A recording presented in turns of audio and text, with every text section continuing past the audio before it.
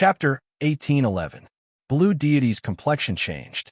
Struggle flashed in her eyes. She lifted a hand and said, "All of you leave." The monster race people respectfully nodded and turned to leave. Qin Yu's heart settled. With a bit more confidence, his expression became even calmer. Blue Deity said in a low voice, "What does Goliath mean?" Qin Yu said, "My meaning is clear to Blue Deity. Otherwise, why would I order the other monsters to retreat?" He looked up towards the depths of the ancestral land. What a thick smell of blood. It seems that Moon Fiend's problem is even greater than I expected. Blue Deity, consider this carefully. In this situation, every breath of time is precious to Blue Deity. If we delay any longer, I might not be able to save her life. Blue Deity took a deep breath. "Goliath, please follow me." She turned and walked away. Qin Yu smiled. Things had gone smoother than he had expected. But this also proved that Moon Fiend's situation was far worse than he had imagined. Otherwise, Blue Deity wouldn't have been so anxious and confused. Shwa, their figures vanished. When they reappeared, they had entered deep into the monster race's ancestral land, above the plains covered with giant stone tablets. Now, the surface of each stone tablet was stained with traces of blood. It gave off an oppressive and cruel feeling, extremely strange. Qin Yu frowned. He looked up at the skies, a thoughtful look on his face. He took a step forwards and shouted, "Moon Fiend!" Space surged and a full moon appeared. But within this deep blue, there's a bit of blood red that couldn't be concealed. Although the area it occupied was small, cracks radiated outwards, splitting the entire moon into countless pieces. Shwa, Moon Fiend's figure appeared. She had a calm expression and wore blood-red robes. She lightly said, "Your Majesty Goliath's presence is an honor for the monster race, but the monster race and you have long been mortal enemies. This is a fact known to the entire world. I ask that your Majesty leave as soon as possible." Blue Deity was about to speak, but was interrupted by Moon Fiend. Her eyes were filled with worry. Qin Yu had a calm expression, unaffected by Moon Fiend's attitude. "I can leave, but there are some things that you should be aware of. The monster race has already lost the monster pool, and their foundation has been greatly affected. If you perish, then even if we draw a clear line between the monster race and the Goliath race, so what? In the end, you cannot protect your own interests. Or, to put it more directly," his eyes stared at Moon Fiend. "Once you die, the demon clan will definitely decline. One day, we will completely lose our current status and even become the prey of the desolate man. After all, killing demons to refine elixirs can indeed help the desolate man speed up their cultivation." Moon Fiend was expressionless. "Barbarian Sovereign, have you finished speaking? In that case, please leave now." "Yao Yu," Qing Shin suddenly spoke. "The Barbarian Sovereign said that he can save you. I hope that you can live." Yu Yao shook his head. "The whole world is fighting against the barbarians, and the Qin Emperor is involved. The barbarians have no chance of winning. I cannot drag the entire demon race down with me and drag all of you into the abyss of destruction. Therefore, I appreciate Barbarian Sovereign's good intentions. But please leave the demon clan immediately. If not, don't blame the demon clan for being impolite." Qin Yu secretly frowned. Moon Fiend's firm attitude was beyond his expectations. Things were a little troublesome. The monster race was numerous in number. Subduing them would be of great help to him. Do I have to give up on this move? Moon Fiend's eyes became increasingly cold. A faint smell of blood spread out from her body. Qin Yu sighed inwardly. It seemed that he would have to return without any achievements today. It wasn't good to tear apart all pretense of cordiality. He had to leave some leeway for both sides to reconcile. If that's the case, he paused and looked at Moon Fiend. At this time, she had a pained expression. Her blood-red robes began to emit a blood-red light, making it seem as if she had come alive. The blood-red light twisted, fierce, and bloodthirsty. It was like a long red tongue had wrapped around Moon Fiend, constantly licking her. Saliva dripped down, and the barbs on the tongue seemed to scrape off a large chunk of her flesh and blood every time. Moon Fiend, Qing Shun's complexion changed. He arrived beside her, and lifted his hand. Endless monstrous energy appeared and poured into Moon Fiend's body. But it was clear that everything she did was useless. The pained expression on Moon Fiend's face didn't diminish in the slightest. Instead, the blood-red light on her robes became even thicker than before. There were even signs that she would be swallowed up. Qin Yu's pupils shrank. As he looked at the scene before him, he was finally able to determine the problem with Moon Fiend. Her immortal object had shattered. It was no wonder that the monster race's Moon Fiend had existed for nearly all eternity, living from ancient times until now. So it turned out that she had also stepped onto the path of an immortal. Becoming an immortal was indeed a wrong move, but it could greatly extend a cultivator's lifespan, nearly to the point of being limitless. But once the immortal object shattered, the immortal would be destroyed along with it. Right now, Moon Fiend was facing this situation. The blood-red light on her body came from the shattering of the immortal object. This could be considered a backlash from the immortal object. This was a price that a cultivator who hadn't broken into the eternal realm and transformed into a long-lived species had to bear in order to forcefully extend their lives in defiance of the heavens. It was no wonder that even with the monster race's deep background, they couldn't save Moon Fiend. This was indeed an unsolvable problem. This was a hopeless situation of certain death. Qin Yu fell silent. He discovered that his recent smooth sailing had caused him to become a bit careless. This was an imperceptible change in his mentality. He wasn't omnipotent. There were many things in this world that even he was powerless to do anything about. Even if Qin Yu had stepped onto the incense flame Great Tao and stepped onto the true path of a transcendent realm. Moon Fiend's attitude was firm, and she refused Qin Yu without hesitation. It was true that she was worried about dragging down the entire monster race because of her own problems. But besides that, it was likely because Moon Fiend was well aware that no one could save her in the hopeless situation she faced. Since this was the case, Moon Fiend certainly wouldn't approach Qin Yu. She would rather die here. Golem! Golem! Blue Divinity shouted out. I beg you, save Moon Fiend. Please save her. Qin Yu took a deep breath. Hug! Just as he started speaking, he paused. Deep in his eyes, there was a trace of shock and astonishment. This was because the little blue lamp that had been silent for a long time, without the least bit of movement, suddenly began to fluctuate. Hum! An aura from the little blue lamp descended into Qin Yu's body. Save her! Its voice was calm, but at this time, raging waves rose up in Qin Yu's heart. The reason was simple. The little blue lamp's sudden action meant that the concealment had stopped. And there was only a single explanation for this. Concealment had become unnecessary. The little blue lamp fell silent. But this time was different from before. Qin Yu could feel that it was recovering its strength. Were the pursuers who had crossed the void of dimensions about to descend?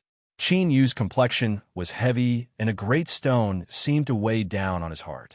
He took a deep breath and barely managed to maintain his composure. Golem! Golem! Blue Divinity screamed, his voice filled with sorrow and helplessness. Moon Fiend was going to die. She was going to die. Qin Yu closed his eyes. After several breaths of time, he opened them again, his expression calm once more. With things having reached this step, it was no longer something he could control. He could only take things one step at a time.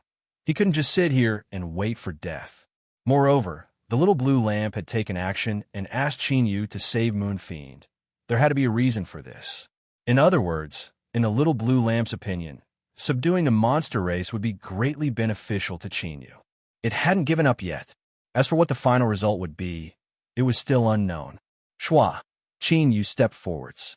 He arrived in front of Moon Fiend and pointed a finger between her eyebrows. Moon Fiend had a pained expression. On her beautiful face, tiny cracks began to appear. Her eyes widened, and she struggled to shout, Golem, leave the monster race immediately. Otherwise I will immediately summon Qin, sovereign, to descend. Qin Yu was expressionless. Stupid woman, I have sensed your condition. Since I said I could save you, I will naturally allow you to live. So what if the immortal object is broken? In this world, no one can save you, but I can. Blue Divinity's face shook. Across from him, Moon Fiend was stunned. It had been a long time since someone had dared to be so insolent towards her. Just as her anger was about to erupt, her complexion changed. Because at this time, the strength that had seeped into her body from Qin Yu's fingertip was rapidly repairing the damage to the immortal object. The immortal object was recovering. The most direct observation was that the blood-red light released by Blood Moon's robe was rapidly weakening, and the tiny cracks on her face were also rapidly healing. Blue divinity covered her mouth, her eyes sparkling. Moon Fiend, you're saved. You're really saved. Qin Yu's expression was cold and stern. He didn't say a single word. His mood right now was extremely poor. The joy he should have felt after subduing the monster race had disappeared without a trace. This was because he didn't know when the skies above his head would be pierced through and a large fellow of unknown gender would jump down and send him to the afterlife with a hammer strike. In truth, he could clearly feel that his days were numbered. It was truly terrible. Qin Yu was irritable. After a moment, he drew back his hand. He said in a low voice, "Enough." In the next moment, there was a light cracking sound.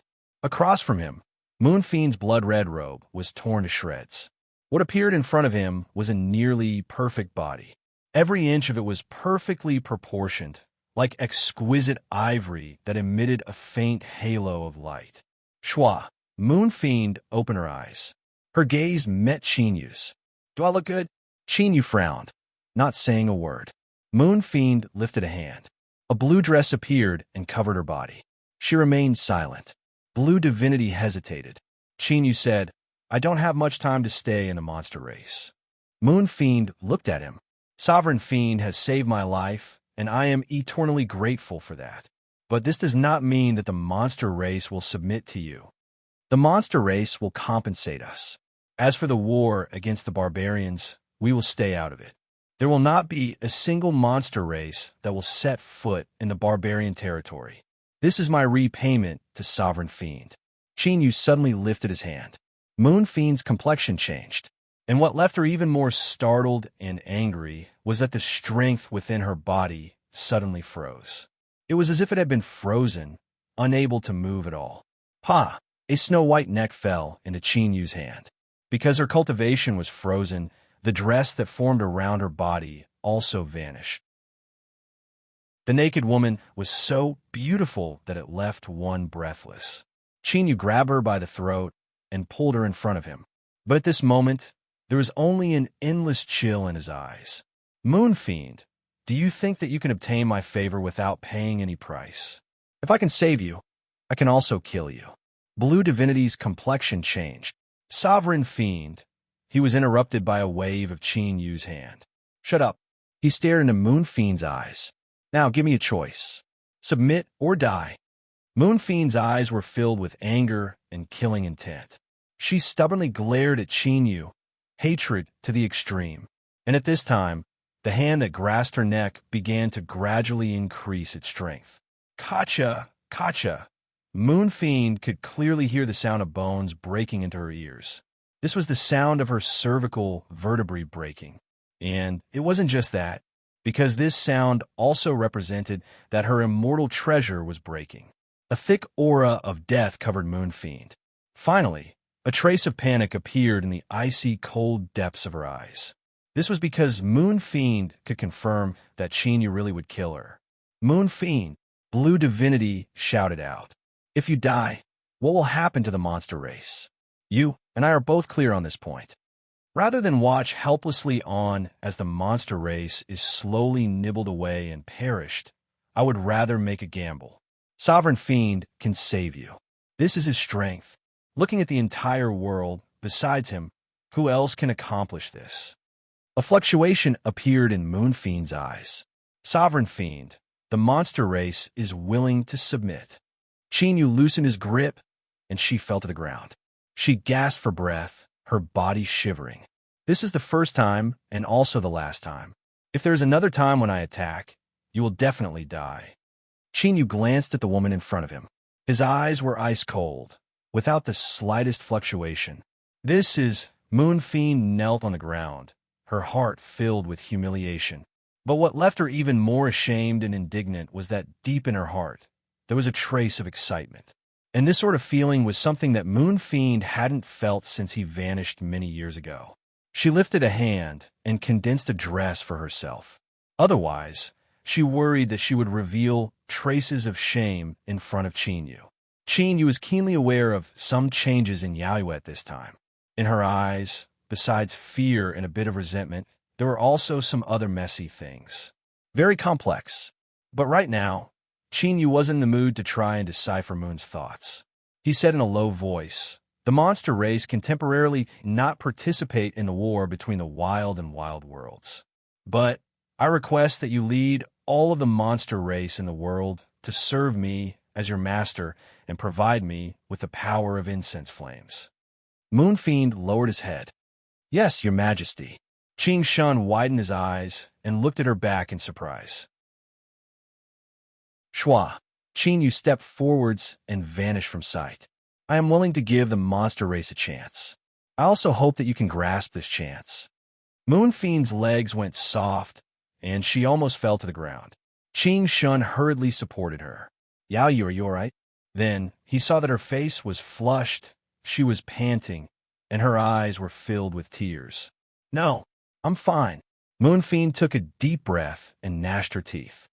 "That damned barbarian emperor. He actually dared to treat me like this. Your mother, will definitely not let him off." His tone was filled with hatred, but he didn't have much confidence. He felt a little guilty. Qing Shun had a strange look on his face. "What's wrong with you?" Moonfiend shook her head. "You will understand in the future." She stood up and said, "Let's go. Summon the great monsters of the world. Since we have entered the barbarian emperor's tutelage, we must act as soon as possible." Qing Shun's complexion became increasingly strange. This was completely contradictory to his previous stance.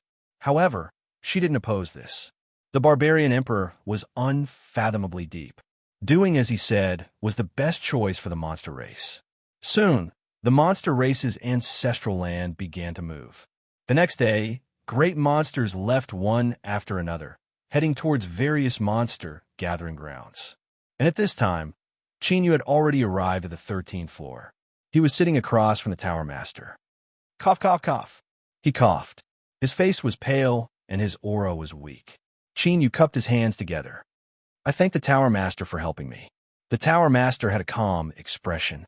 "Barbarian Emperor, you probably already know the true origin of the 13th floor. So, with your status, we are destined to be enemies in the end." Chinyu said, "But right now, I and the Tower Master have a common enemy."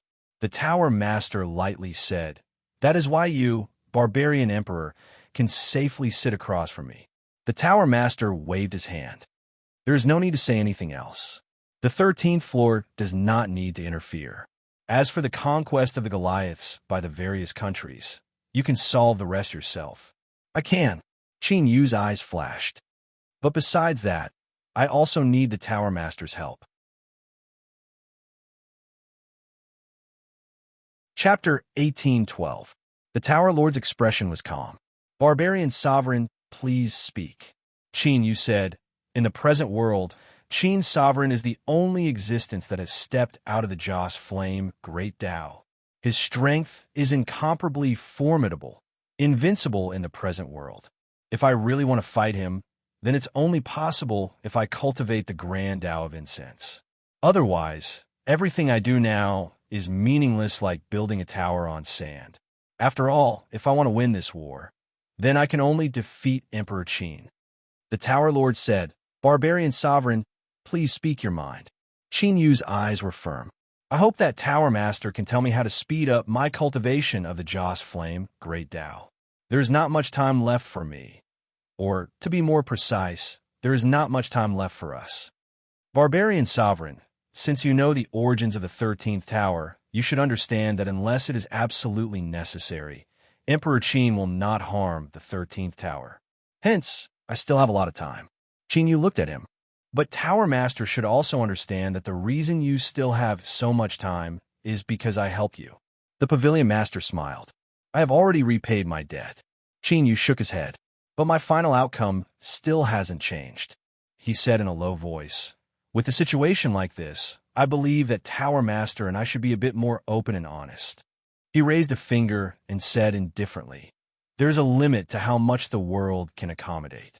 There will only be one longevity seed born in the endless years." In other words, once Emperor Qin walks the path of burning incense and transforms into a true long-lived being, it will be impossible for you, Tower Master. The hidden danger of an undying object shattering can be temporarily repaired with the help of a complete long-lived behemoth's corpse. However, the Tower Master knows very well that no matter how good the repair is, it is still not perfect. The cracks are only covered up, but the hidden dangers will still erupt in the future. Qin Yu paused for a moment and met the Tower Master's gaze. But at that time, the Berserkers will no longer exist in the world, and there will be no Berserker Emperor who can help you fight against Emperor Qin. At that time, perhaps the 13th Tower will still exist, and it will be able to pass down its legacy safely. But you, Tower Master, will die. The Eternal Realm and the Longevity Seed were indeed part of the Great Tao. However, the method of entering it would determine whether it was right or wrong. Only when one reached the Eternal Realm on the Joss Flame Great Tao could they be considered truly eternal. There was also a chance for him to continue improving himself and become stronger.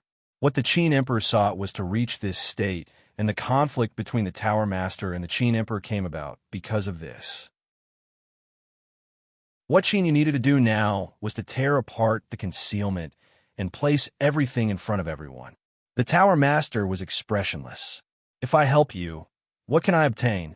Time and opportunity," Qin Yu said in a low voice. "Between me and Emperor Qin, only one of us will be able to smoothly survive. Even I have to admit that no matter how you look at it, I will be the one to be killed. My chances of success are slim, but we are not satisfied. We still want to fight. What Floor Master is doing now is to help me become stronger. The stronger I am, the longer I can deal with the Qin Emperor. Tower Head, you should understand this." That was the truth. If Qin Yu said this, he wasn't afraid that the Tower Master wouldn't be moved. In the current situation, he was almost certain to die. Even with the help of the Tower Master, he could only slow down the process of death. The Tower Master had no reason not to help Qin Yu. There was a brief silence. The Pavilion Master nodded. "I can inform Emperor Qin, but I need to obtain a promise from you." "Tower Master, please speak." "I want the Barbarian Sovereign to promise that he will never enter the Eternal Realm in his life. If he disobeys, the Great Tao will shatter, and his body and soul will be destroyed." The Tower Master raised his hand. "I swear by the heavens and earth." Previously, he was very clear about what happened to Qin Emperor Wen Tian and Xian Yang. He naturally knew the current Heavenly Tao's attitude towards Qin Yu. He swore by the heavens and earth to force Qin Yu into a hopeless situation, making it so that there was no longer any possibility of twisting or changing the situation. As long as Qin Yu disobeyed, the heavens and earth would inevitably take action. This was the same as blocking off the final hidden danger. Even if there was a 1 in 10,000 chance that Qin Yu won by a fluke, as long as he didn't enter the Eternal Realm, he wouldn't become a stumbling block on his road to the Great Tao. Qin Yu lifted a hand. "I swear that everything will be as the Tower Master says." The Tower Master lightly said, "I asked the Barbarian Sovereign to repeat what I said before." Qin Yu did so without hesitation. The Eternal Realm? That was nothing but a castle in the air. Right now, the most important thing was to survive. Otherwise, he really would die soon. Moreover, the little blue lamp had already awakened. His Majesty, Ruler, and Misty would soon appear. They had been busy for so long, so they definitely wouldn't stare blankly on as he was hammered to death. With these three here, even if he went back on his word in the future, Qin Yu didn't think it would be a problem. Barbarian Sovereign is very smart. I hope that you can tangle with Sovereign Qin for as long as possible. The Tower Master didn't conceal the smile on his face. He coughed several times and flicked his sleeves. A jade slip appeared in front of Qin Yu. "Barbarian Sovereign, since you came looking for me, you should have already found Min Changjing, right?" This is the key to cultivating the great Tao of incense flame. Qin picked up the jade slip. He didn't sense anything wrong with it. He closed his eyes and probed it with his divine sense. Gotcha! Several breaths of time later, there was a light cracking sound. The jade slip turned to dust. Qin opened his eyes, a look of understanding on his face. In truth, the contents of the jade slip were no different from what Min Chongjing had said. It was just that Min Chongjing had only pointed out a direction, but the jade slip had given him a clear method to use it. Thank you, Tower Master. I am pressed for time, so I will not stay here for long. Qin stood up and cupped his hands together. A great war has erupted in the wild universe. I hope that Tower Master can help the barbarians obtain some breathing room. Shua, his figure vanished from sight. The Tower Master drank the wine in his cup and smiled. Barbarian Sovereign, you are a wonderful person. He thought for a moment and then said, Xiongji. Soon, true Sovereign Xiongji arrived. He bowed and said, Greetings, Tower Master. You will immediately head to the barbarians. You do not need to interfere in the war in the wild universe. You only need to appear in the eyes of everyone. True Sovereign Xiongji's eyes widened. The Tower Master glanced at him and lightly said, Qin asked me to help him, so I naturally have to satisfy him. Moreover, isn't it obvious that you are the most suitable person to handle this matter? His tone was calm, but it caused a cold sweat to appear on true Sovereign Xiongji's forehead. He hurriedly bowed. Go, yes. True Sovereign Xiongji turned and left, his face pale and his eyes filled with fear. As he thought, the problem between him and Qin had already been discovered. The Tower Master was nearly omniscient. Luckily, the Tower Master and Qin seemed to have reached some sort of agreement, so he was safe and sound. Otherwise, true Sovereign Xiongji shivered, fear filling his face. After leaving the 13th floor, Qin flicked his sleeves and space froze, concealing his aura.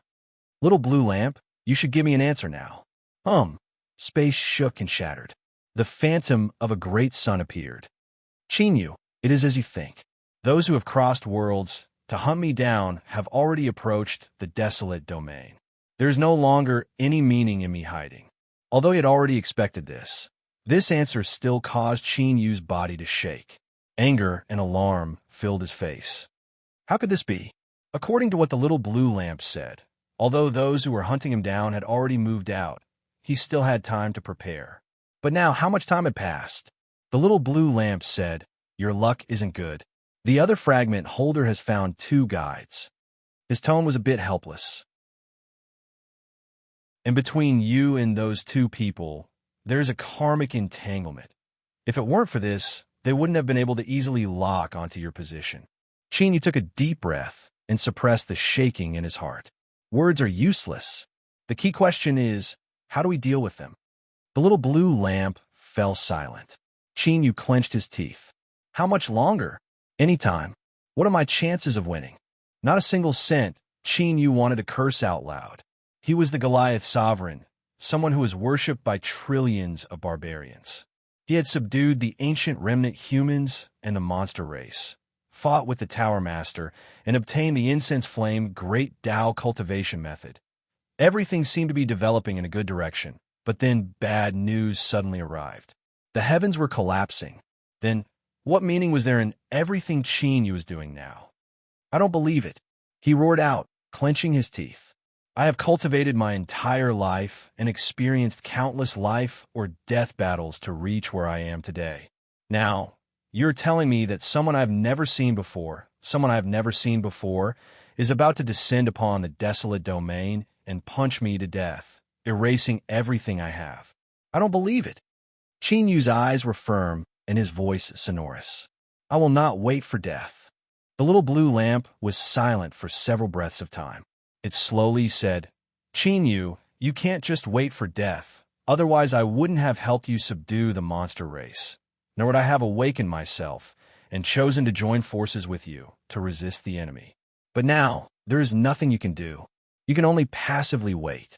Qin asked, Wait for what? The little blue lamp said, For an accident to occur. At this time, the little blue lamp looked up into the sky. Qin Yu's heart shrank. At this time, he also felt a terrifying threat. Killing intent shook the world, biting cold like winter. In that moment, Qin Yu stiffened, as if he would freeze over. The little blue lamp suddenly said, "Now, the accident has arrived." In the distant depths of the void realm, crimson firmament and autumn were leading the way. Suddenly, the two of them revealed happy expressions. They had finally felt the aura of the desolate domain world. They lifted a hand and pointed forward.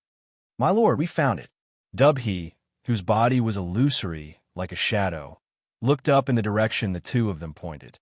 His eyes were deep and profound. He instantly pierced through the endless space and landed in the desolate domain world.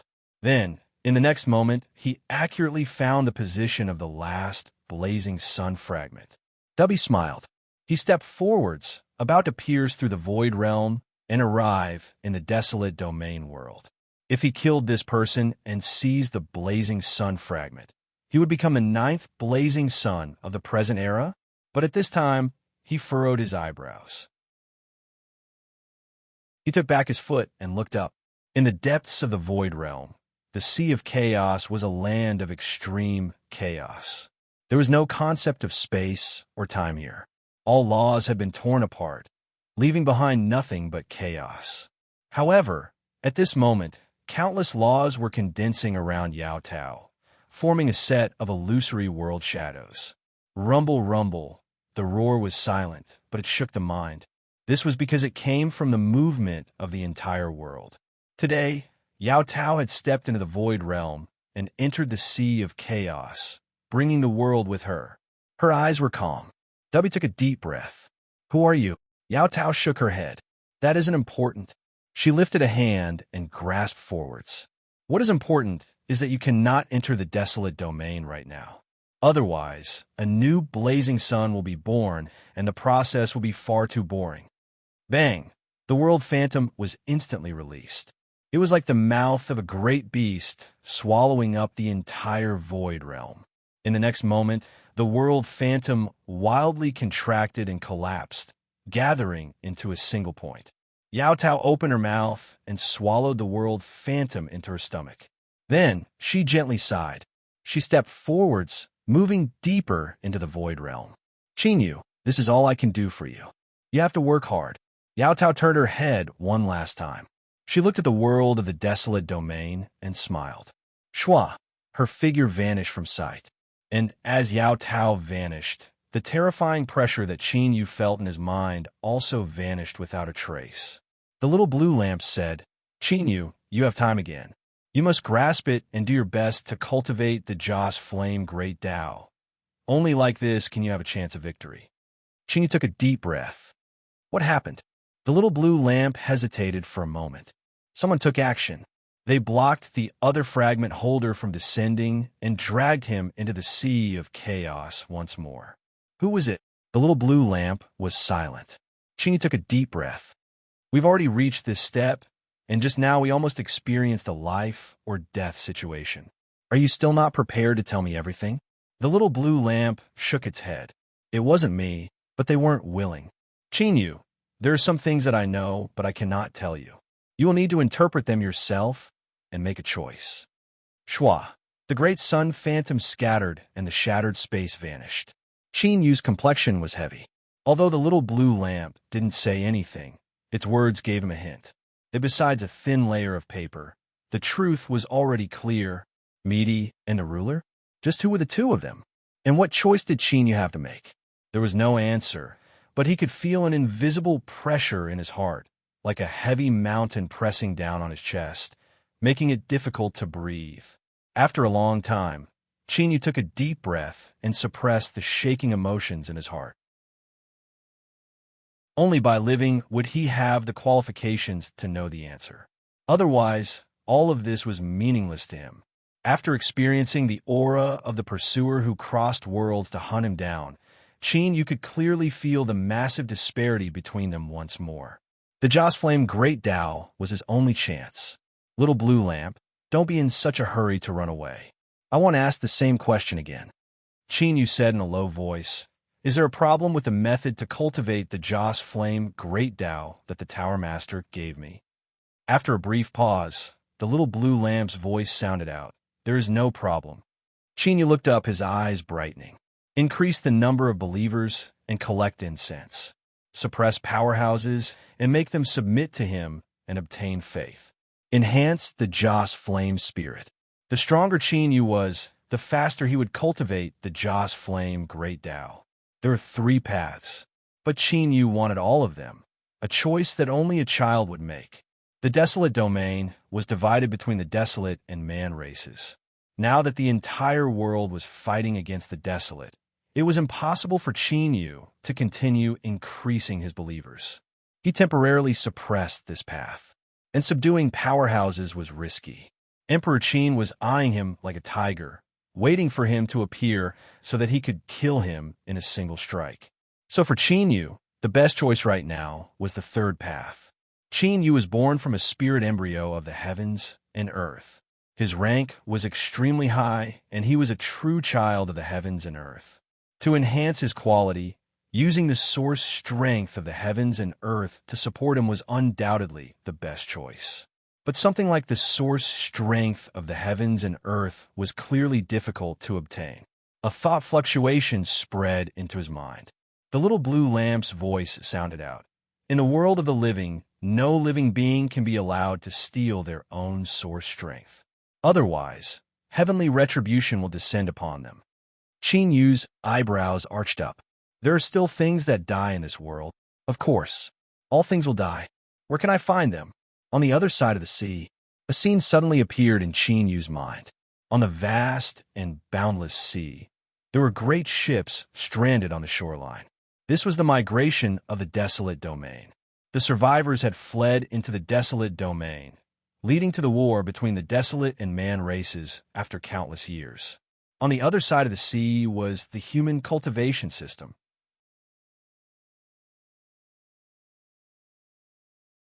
Chapter 18:13.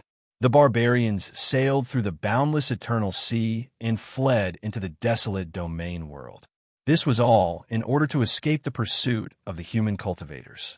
As for Qin Yu, as the current Qin sovereign, going to the other side of the sea was the same as sending a sheep into a tiger's den. Once his identity was exposed, he would undoubtedly die. But now, he had no other choice if he wanted to cultivate the Joss Flame Great Tao. Good. Qin Yu's eyes were firm. Everything in the world was fair. If you wanted something, you would lose something. The little blue lamp said, I can help you shield your identity, but on the other side of the sea, the human cultivators are extremely powerful. They have walked a different path from the desolate and Goliath races. In particular, their perception is extremely sharp. I cannot help you casually. Qin Yu smiled. You are no longer that little blue lamp from the past that could only open a foot of sea blue light. I am also no longer that youth at the bottom of the cultivation world. As a Goliath sovereign, I will compete with Qin sovereign for the world's Joss flames. I will fight with those who cross worlds to kill me, and I will fight for the status of a blazing sun. His light smile was calm and confident. He was a true sovereign who had walked the Joss Flame Great Tao.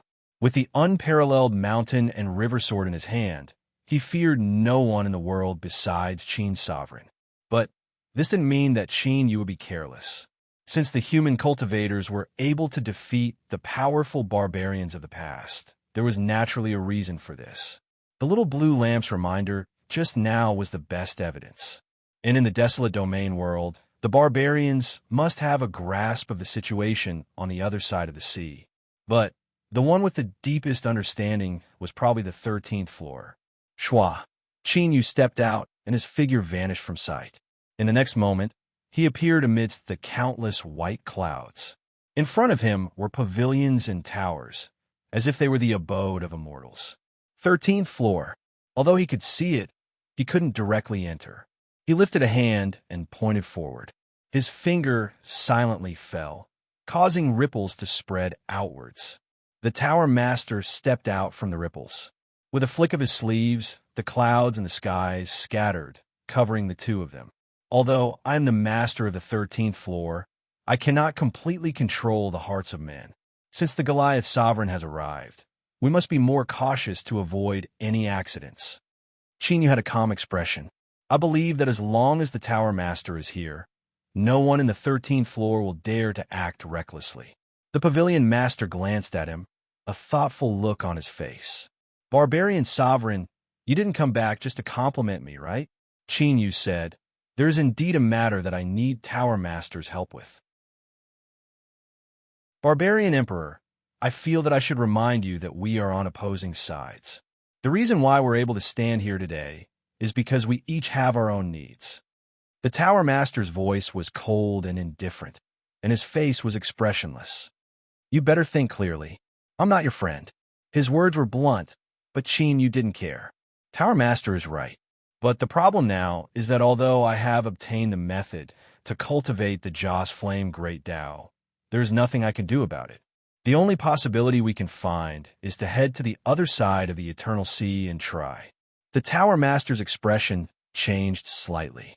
Barbarian Sovereign wants to go to the other side of the sea? His voice trembled, and there was a hint of strangeness in it. The way he looked at Qin Yu seemed to be saying, isn't it better for you to live peacefully? Why do you want to commit suicide? Qin Yu's current strength was indeed formidable. In this world, besides Emperor Qin, he was nearly invincible. This was something that even the Tower Master had to acknowledge. After all, Qin Yu was an existence that had stepped into the Joss Flame Great Tao. Even the White Jade capital, there were very few people who could do that. Even so, in the eyes of the Tower Master, going to the other side of the sea was the same as seeking death. The human cultivation system was able to destroy the barbarians in the past and multiply to this day. Their background was unfathomably deep. Qin Yu said, I am well aware of what the Tower Master is thinking. But, unless I have no other choice, I would not take this step. I must make a trip to the other side of the sea. His eyes were firm and his expression calm. But, I asked the Tower Master to rest assured that since I have made this choice, I naturally have confidence that I will not seek death. The Tower Master was silent for several breaths of time. Then, he said, Barbarian Sovereign wants to learn about the human cultivation system from me. Qin Yu nodded. That's right. I asked the Tower Master to tell me the truth.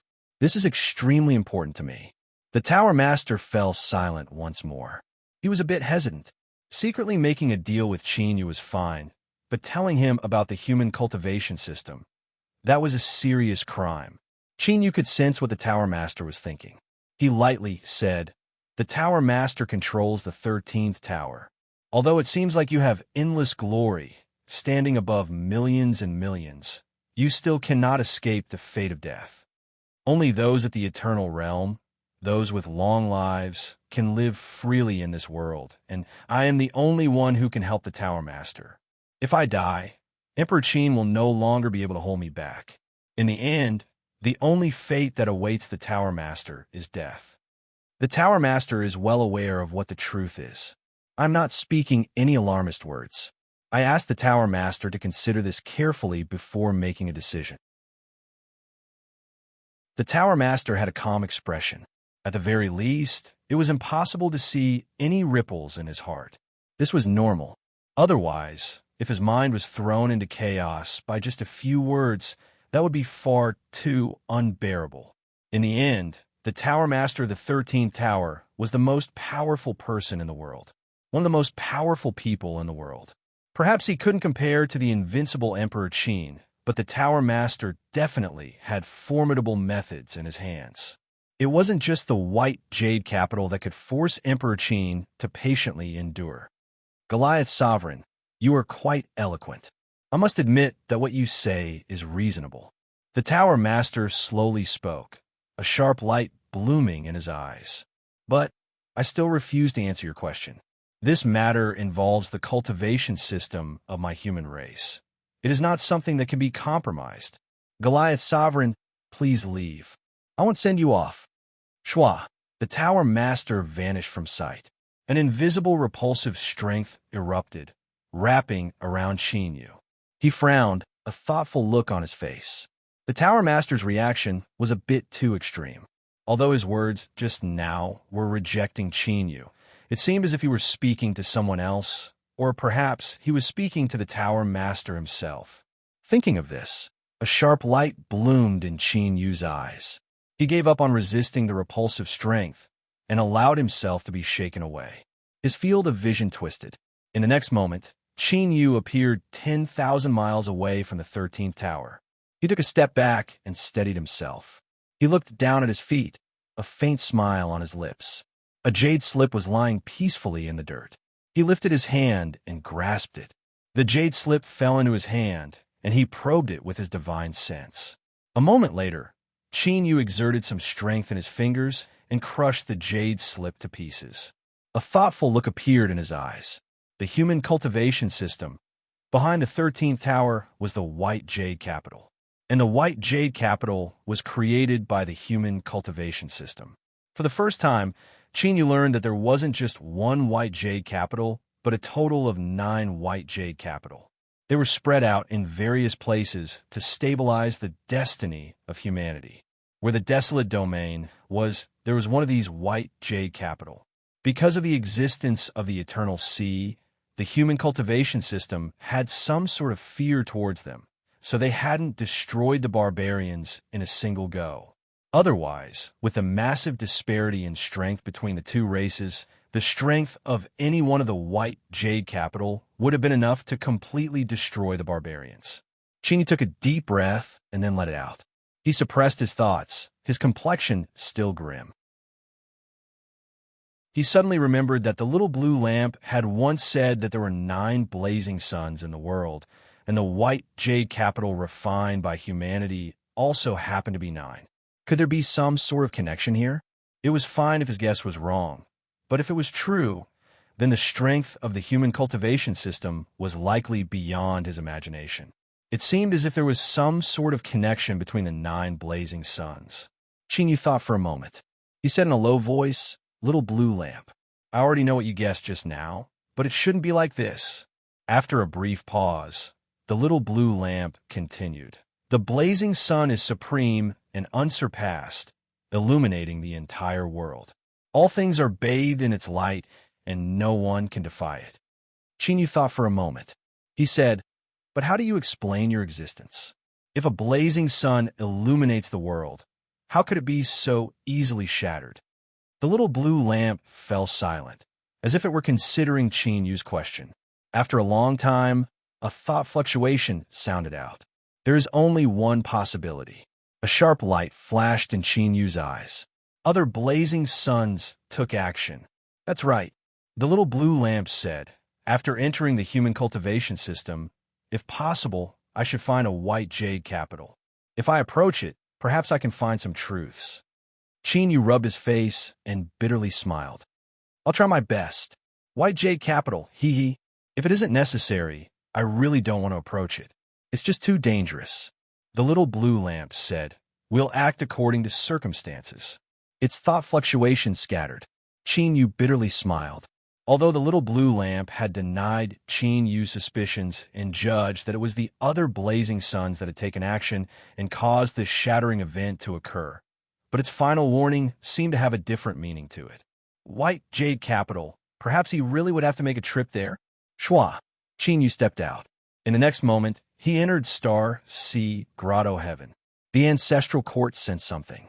Endless strength boiled within the starry sea, instantly condensing into a Goliath sovereign phantom that supported the heavens and earth.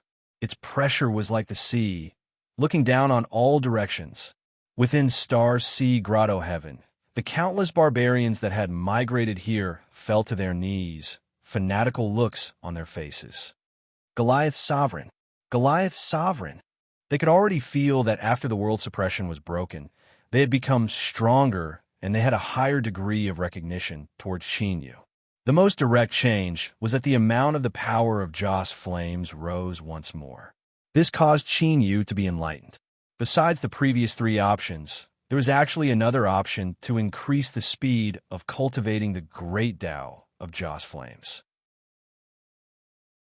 The more devout the believers were, the more power of Joss flames they would receive, and the more benefits he would receive. With this in mind, Qin Yu controlled the Goliath sovereign phantom to speak.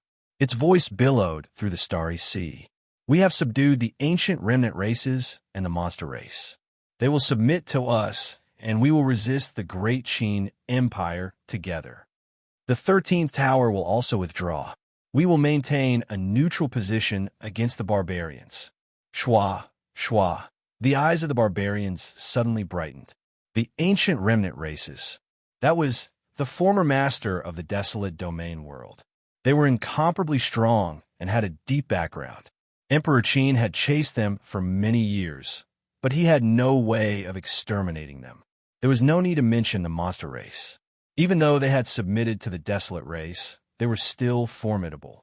In particular, there was a rumor that the monster race's true sovereign blood moon had been resurrected, reborn from the monster moon. This time, after obtaining the submission of the ancient remnant races and monster race, the barbarian strength had risen dramatically. But in comparison, the 13th tower's stance was even more important. It didn't need to do anything. But with the 13th tower's strength and status, its attitude was destined to have a great impact on the world. If many people wanted to kick the barbarians while they were down, they would have to consider things carefully. And all of this was fought for by His Majesty, the barbarian sovereign. Without a doubt, this would give the barbarians on the battlefield a great amount of breathing room. Long live His Majesty! Countless barbarians roared out in excitement. Qin Yu smiled. He could feel an even purer and more just flame power gathering towards him. Shua. With a step, he entered the barbarian ancestral court. The great shamans that had gathered here had already dispersed. They scattered around the barbarian tribes to resist the invasions of the various countries. Meng Shan's great shaman was still here, adjusting the situation on the battlefield. At the same time, he was prepared to answer His Majesty, the barbarian sovereign's questions. "Greetings, Your Majesty." He respectfully bowed, a look of respect on his face. "Everything you do will be known by the entire barbarian race. We will chant Your Majesty's name and carry out your will." Qin Yu said, "Meng Shan, this is all I can do. As for the frontal battlefield with the various countries, I will need you to deal with it." After a moment of thought, he grasped his hand, and the ancestral court scepter fell into it. "Next, in order to accelerate my cultivation of the Joss Flame Great Tao, I will cross the eternal sea and enter the human cultivation system to seek opportunities. During this period of time, the ancestral court will be handed over to you. I already have the authority to control it. No matter what, you must stabilize the situation and do not disappoint me." Great Shaman Meng Shan's body shook. He fell to his knees. "Yes, Your Majesty." He received the scepter with both hands, but didn't stand up. "Your Majesty, I beg you to change your decision. Do not put yourself in danger. The human cultivation system is too strong. Over the years, according to the clues I have gathered, I have come to a conclusion that the current human cultivation system is not something the barbarians can contend with. But I don't know why, but they haven't truly gone all out. Otherwise, the barbarians would have been exterminated long ago. Your Majesty, it is far too dangerous to enter the other side of the sea. If there is an accident, the barbarians will truly be beyond redemption." Qin Yu waved his hand. "I have already made my decision. Meng Shan, there is no need to say anything more. Accelerating the cultivation of the Joss Flame Great Tao and igniting it as soon as possible was the only way to survive. Otherwise, death was only a matter of time." Qin Yu would never give up. Great Shaman Meng Shan forced a smile. "Your Majesty, please take care of yourself. The barbarians cannot bear the price of losing Your Majesty." "I know." Qin Yu stood up. "How much do you know about the Eternal Sea? After I make some preparations, I will leave." Great Shaman Meng Shan said, "Your Majesty, among the barbarians, the one who knows the most about the eternal ocean is Great Shaman Earthly Fire. In the past, he had fought his way into the eternal ocean and fought against a human cultivator." Qin Yu's eyes brightened. "Very good. Go and invite Earthfire over." "Yes, Your Majesty." Great Shaman Meng Shan turned and left. Soon, he hurried back with Great Shaman Earthfire following behind him. "Greetings, Your Majesty." He respectfully bowed. Qin Yu said, Earth Fire, tell me everything you know about the eternal sea. Do not hide anything. Yes, great shaman Earth Fire respectfully said. After a moment of hesitation, he spoke of everything he knew. To summarize it simply, the eternal sea was an indestructible moat. It seemed like an endless sea, but if one truly entered it, they would discover that it could be very small or infinitely large. As he spoke of this, great shaman Earthfire's face palpitated. In the past, I fought with a human cultivator and was lost in the depths of the eternal sea. I nearly died there, but I was lucky enough to escape. Qin Yu's eyes flashed. The eternal sea is very dangerous? Great shaman Earthfire nodded. Yes, there are many creatures in the eternal sea that do not exist in this world, and each one is incomparably powerful. In the past, I encountered a giant turtle that was 10,000 miles long. Its roars were like thunder, and it could release endless thunder attacks that tore apart the skies for 100,000 miles. At that time, if it weren't for this giant turtle encountering a silver-winged bird that came flying out of nowhere, there would have been no way for me to escape. His eyes revealed worry. Your Majesty, if you wish to enter the eternal sea, you must be careful. That is a place that cannot be measured by common sense. Qin Yu said in a low voice, a place that cannot be measured by common sense? I must take a look.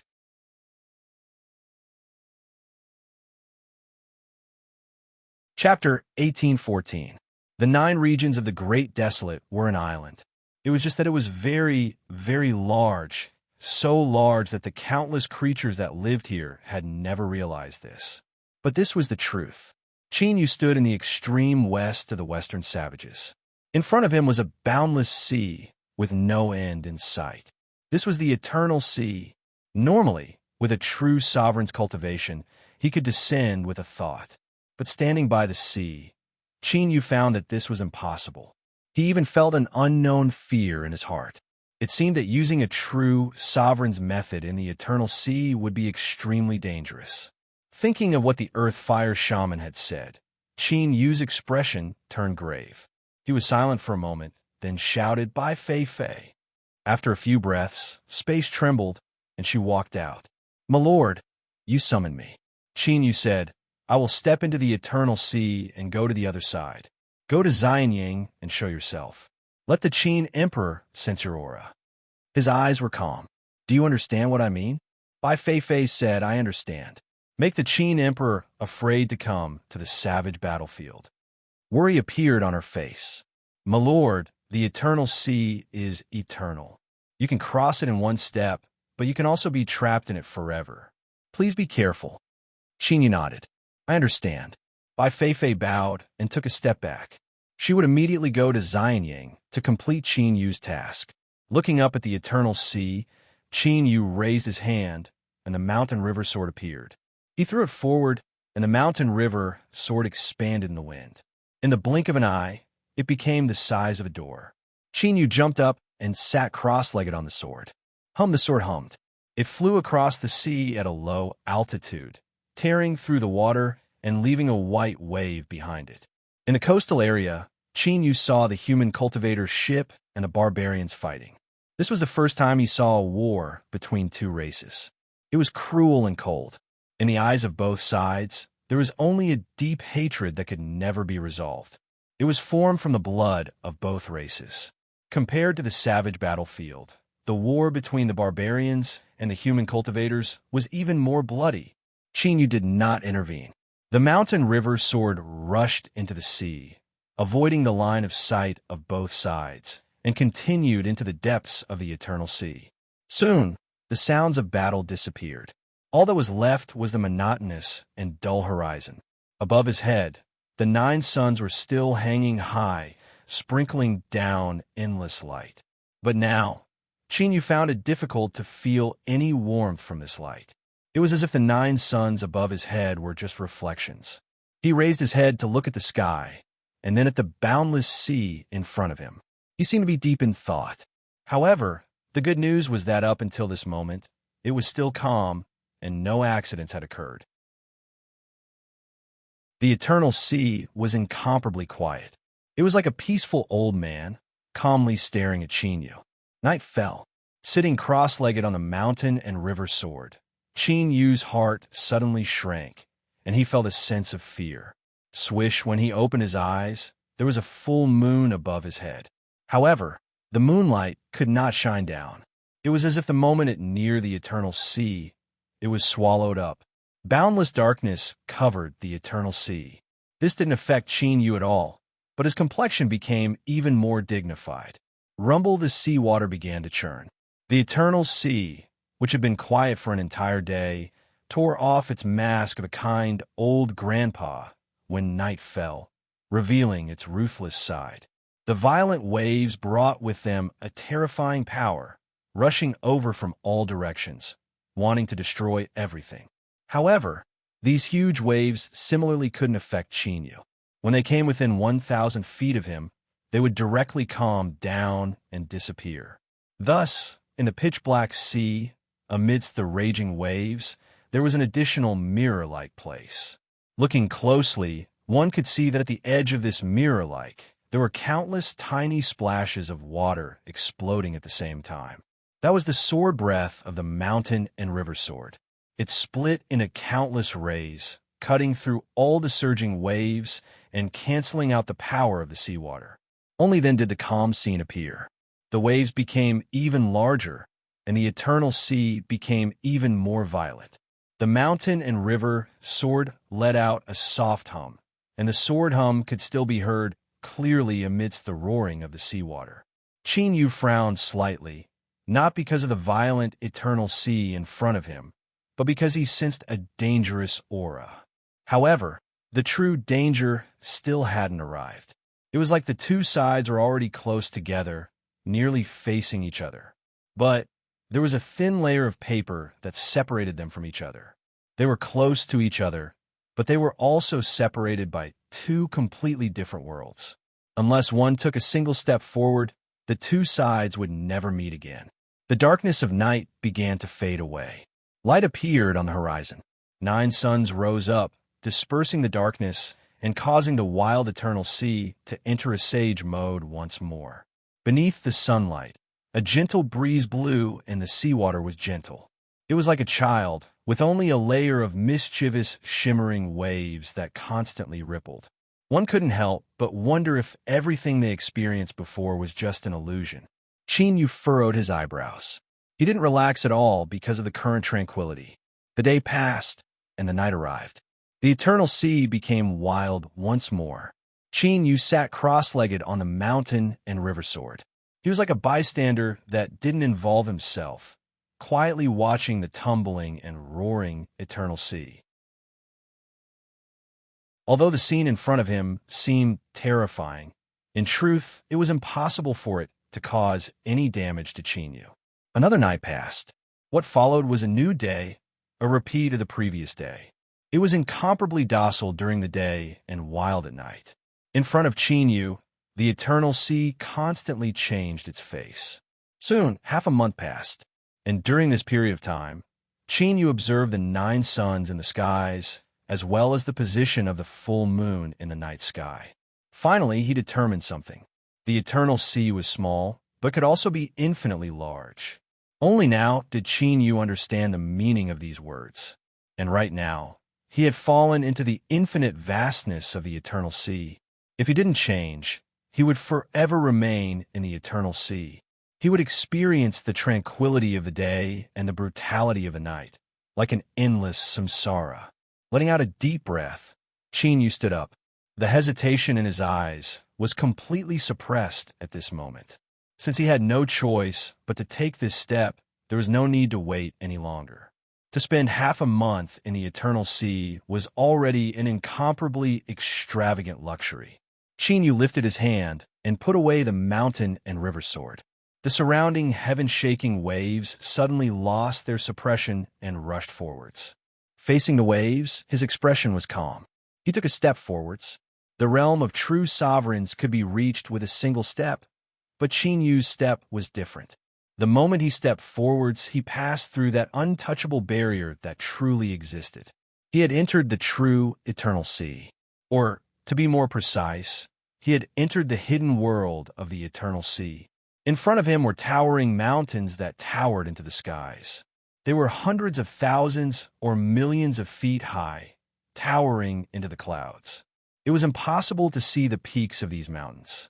These were astonishingly thick, ancient trees. Each one would require tens of thousands of people to wrap their arms around it. The massive canopies of these trees blocked out the sky. If a single leaf fell down, it would be enough to crush a young man to death. Crash! The sound of rapid movement was accompanied by the sound of falling leaves being stepped on. Chinyu turned to see a 40 to 50-foot large ant rushing towards him. Its compound eyes flashed with an icy cold light. It clearly regarded him as prey. In truth, this wasn't a strange scene. Chinyu revealed a complex expression. He flicked his sleeves and sent the ant flying away. With a loud dong sound, the ant heavily smashed into the ground, crushing countless dried branches and leaves. The earth shook for a while. Of course, this was only to Chinyu. As for the ancient trees around the ant, not even a single leaf shook. The ant struggled to turn around. Its compound eyes revealed fear, and it turned to flee without hesitation. But the moment it moved, a bright red tongue shot out like lightning. It pierced through the ant's body and pulled it into its mouth, chewing on it. The skies darkened and a massive shadow covered the area. This was a 100,000-foot large pangolin. Its body was covered in icy cold scales that shimmered with a metallic luster.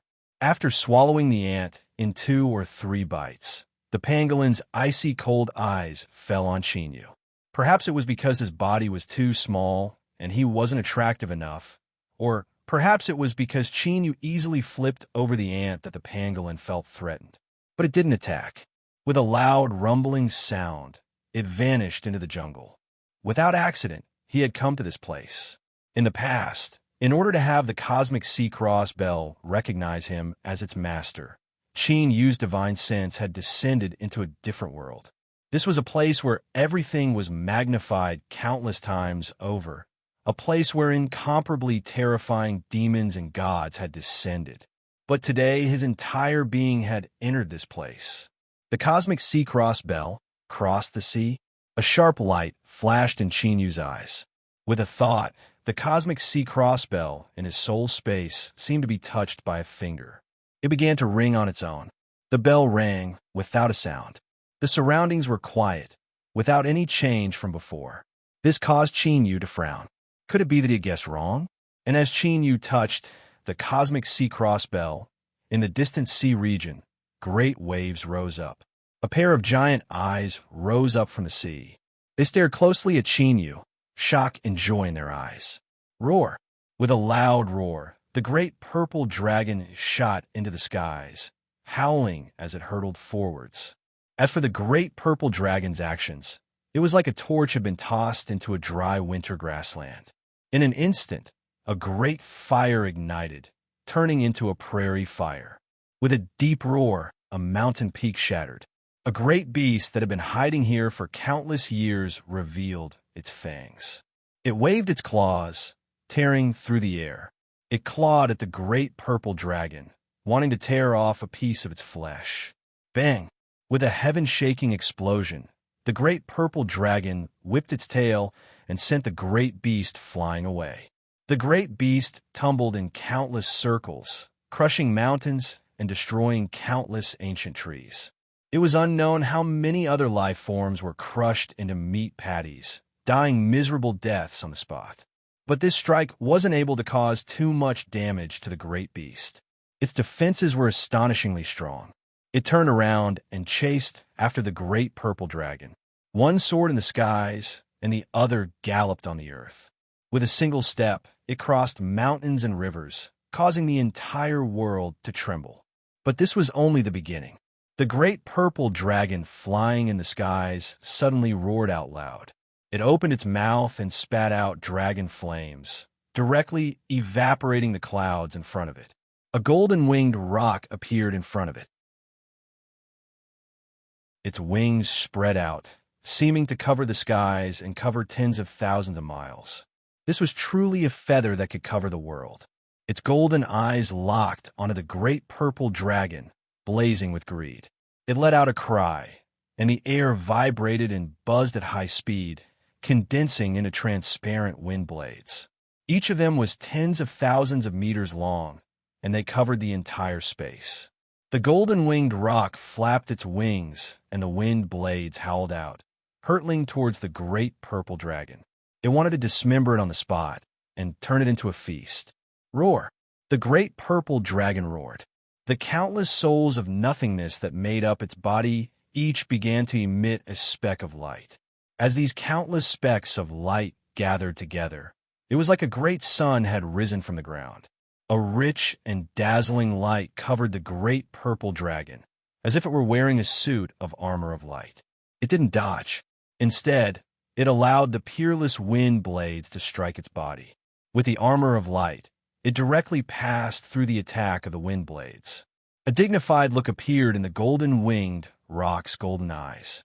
It could sense that something was wrong with the great purple dragon. It seemed to be in a hurry to rush somewhere. What did it want to do? And as the golden-winged roc was lost in thought, another great beast arrived. This was an incomparably massive three-headed ape that towered into the clouds. As it breathed, it emitted the sound of wind and thunder. At this time, it was wildly running across the earth. It leapt onto the summit of a 1,000,000-foot-high mountain and crushed the mountain peak beneath its feet. The three-headed ape's massive body soared into the skies, crashing into the light. Its arms spread out in an attempt to grab the great purple dragon. At the same time, the three-headed ape opened its mouth, revealing 10,000-foot-long fangs. As long as it was bitten down, it would be able to tear the great purple dragon in half. However, it was at this moment that an enraged cry rang out. The three-headed giant ape's 6 eyes were filled with shock and fury, and it tried to dodge to the side. However, 2 of the tail feathers pierced through its body, and it was nailed to the ground, letting out a pained roar. The one who had attacked was the golden-winged roc in the skies. Now, beneath its wings, it was like an eternal night had descended, plunging the earth into darkness. It was because of this that the great purple dragon that was covered in armor of light was even more dazzling. But now, the three-headed giant ape that had attacked was actually knocked to the ground by it. Roar! Roar! Angry roars sounded out from all directions. Towering figures that supported the heavens appeared in everyone's line of sight. In this world that seemed like the land of divinity and demons, all the slumbering great beasts had been awakened by the great purple dragon. Their eyes stubbornly locked onto the great purple dragon, and the roars from their mouths became even louder. It wasn't yet time to hunt and eat. For the great purple dragon to suddenly rush out of the sea was a pleasant surprise for them. But now, the golden-winged roc was protecting the great purple dragon, not allowing the great beast to hunt it down and divide its food.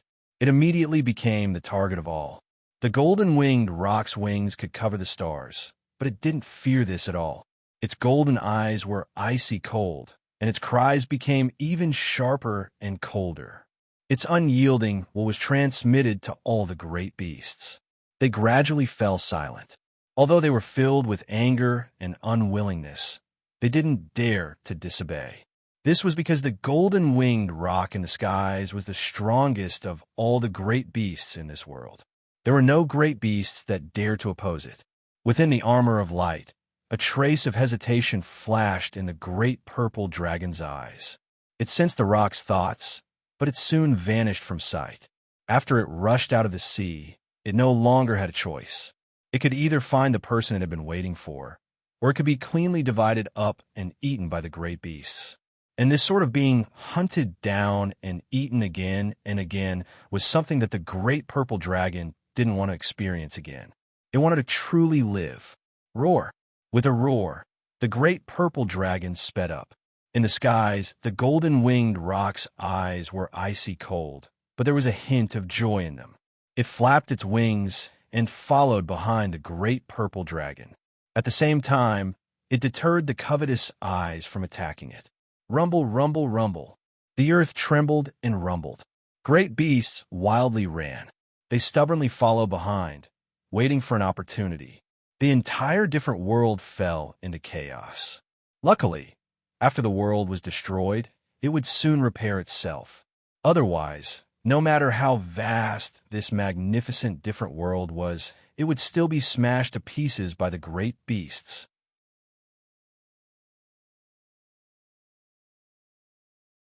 Chapter 18:15. Qin Yu's complexion was dignified. He looked into the distant horizon. Loud rumbling sounds rang out, like thunderclaps that shook the world. The clouds churned. Even from a great distance, one could still feel an incomparably powerful pressure. Roar rang out above their heads. The earth trembled and cracked as a gigantic beast strode over. Its body was millions of meters long, and it was even more majestic than a mountain. With a single step, it could cross an endless distance. Without pausing, the great beast rushed off into the distance. And where it went was where Qin Yu was looking. Something had happened. Although he didn't know what was happening, it was best to stay as far away as possible. After all, even with Qin Yu's current cultivation, he could feel the pressure. What he was thinking about now was how to leave this place, cross the eternal sea, and enter the realm of human cultivators. Thus, Qin Yu didn't want to join in on the fun. If the giant beasts of this terrifying different world wanted to fight to the death, he would let them do as they pleased. But soon, the complexion of Qin Yu, who had been watching from the sidelines, changed. This was because the rolling clouds at the end of his line of sight seemed to be moving towards his location. Frowning, he restrained his aura and dodged to the side. Something's wrong. A moment later, Qin Yu came to a sudden stop. He turned to look at the fog behind him and then at his surroundings. There were a few large mountains that propped up the sky, and they were majestic and magnificent as they pierced into the clouds, displaying a majestic aura. But right now, Qin Yu wasn't in the mood to appreciate the scenery. He was mainly using them to determine his position. The cloud was following him. Swish Qin Yu's feet moved, and he changed directions. This attempt allowed him to confirm his previous thoughts.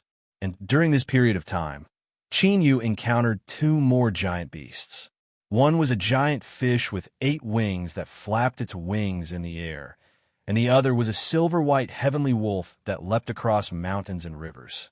Their goal was the distant clouds. What was going on? Qin Yu thought back to when he had touched the cosmic sea cross bell just now.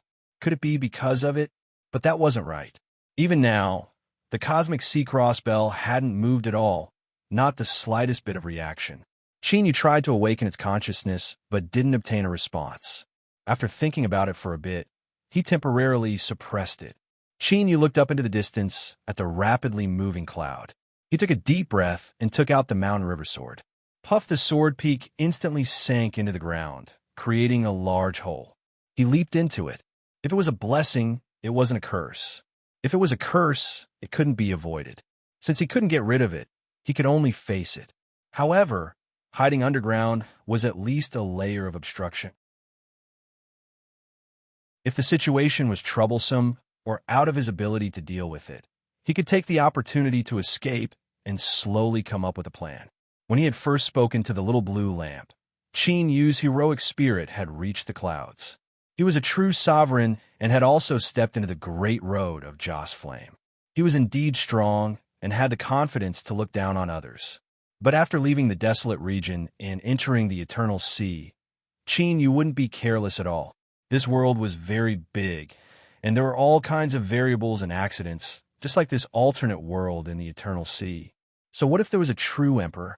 He was only qualified to step into it. The pressure he felt from the clouds was the best evidence. It was best to be careful.